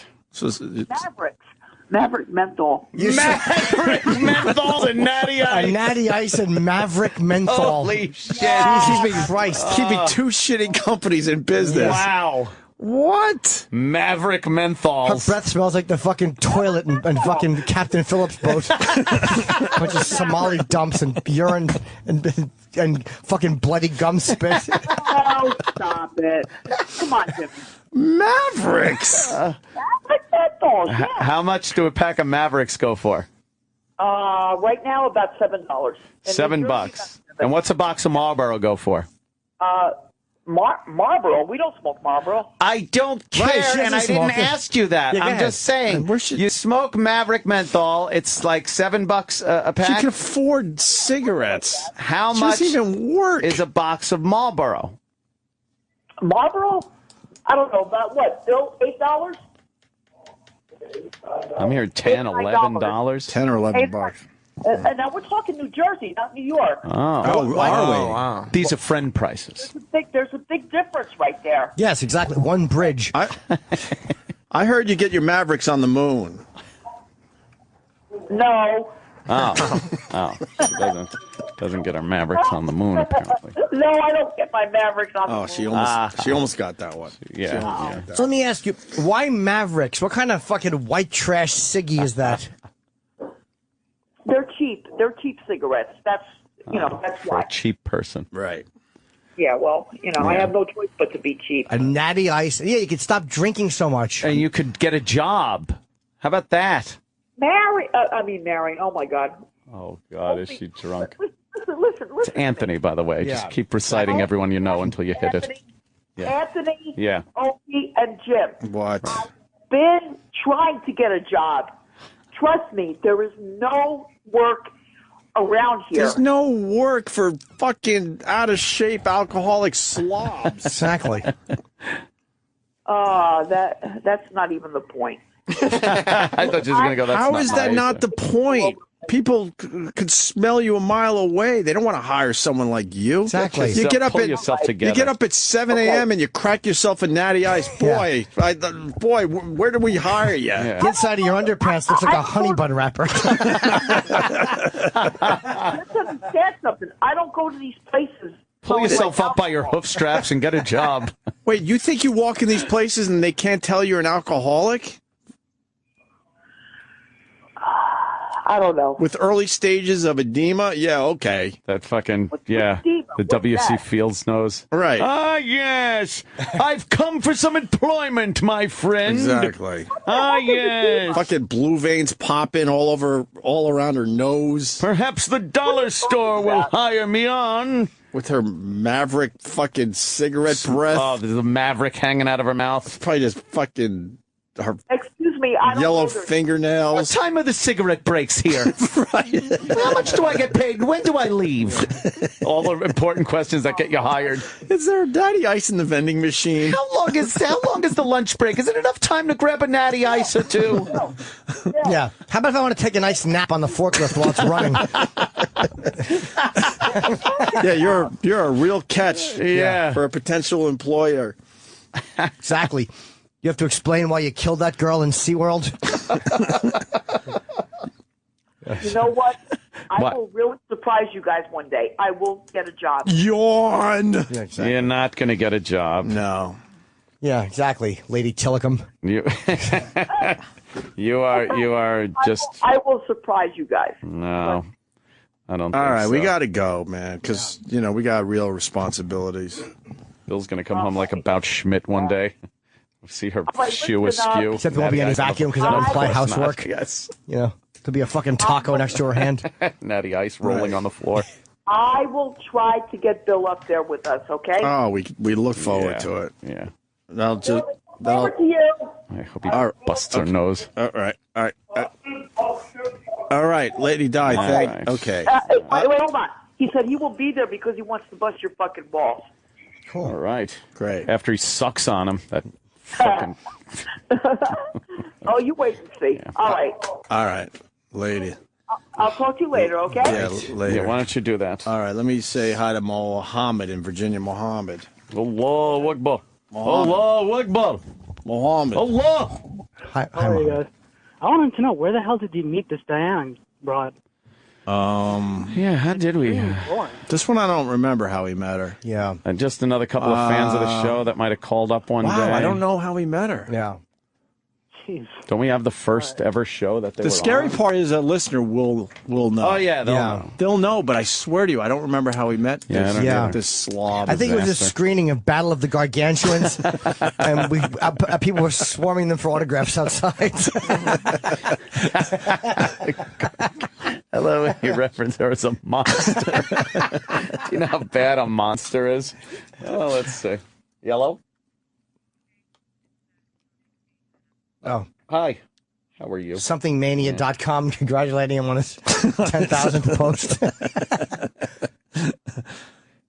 Hey, bitch, he's busy. Stop fucking bothering him. Don't mind the background noise. Yeah, don't mind it. Yelling. We're fucking busy working. There's a scene going on here. This cocksucker's working. Get off the phone. Yeah, no big. Oh, but yeah, he's busy. He can't make it. What time? Mind none of your business. What time? What time do you need to load your ear? How's 1? Not good, cocksucker. Fuck your teeth. Close the office, you heartless bitch. 1 o'clock. Okay. Yeah, what are you gonna put your tits on his teeth? 1 o'clock. Yeah, he's fucking busy, lady. Right. Fuck that shit. You're overcharging him. Your shitty tooth work. File his teeth down with your vagina. Okay. Yeah, sure you will. Knock off.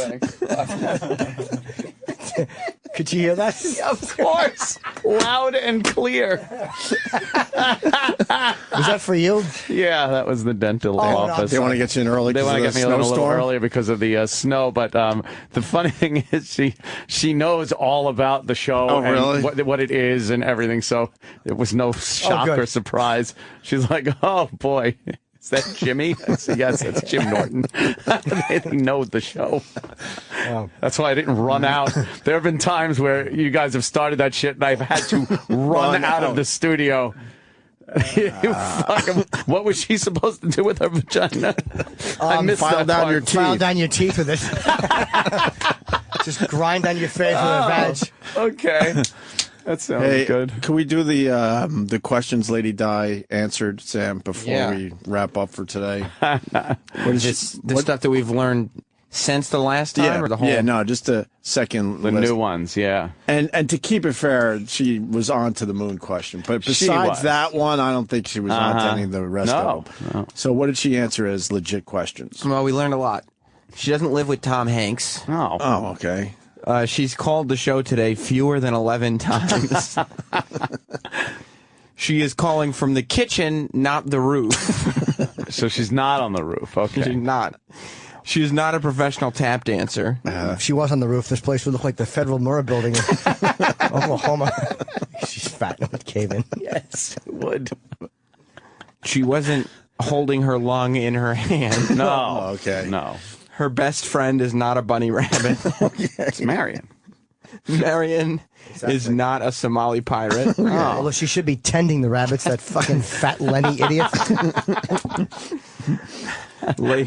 Lady Di is not the Queen of England. No. She never wrestled Bruno Sammartino. She did make a point of letting us know that. She's not driving a bus to Florida today. Okay. Well, I wish she was on the back of one with John Voight. Get it? She's dead. Yes. Get it? Yes, we get it. And she doesn't buy Mavericks on the moon. Oh, but she was sort of Ratso, Fatso. Fatso Rizzo. Fatso Rizzo. Fatso Rizzo. Don't call me Fatso in your apartment. In here, I'm Rico. All right, well, we'll see you guys tomorrow then, I guess. Indeedy do. Wait,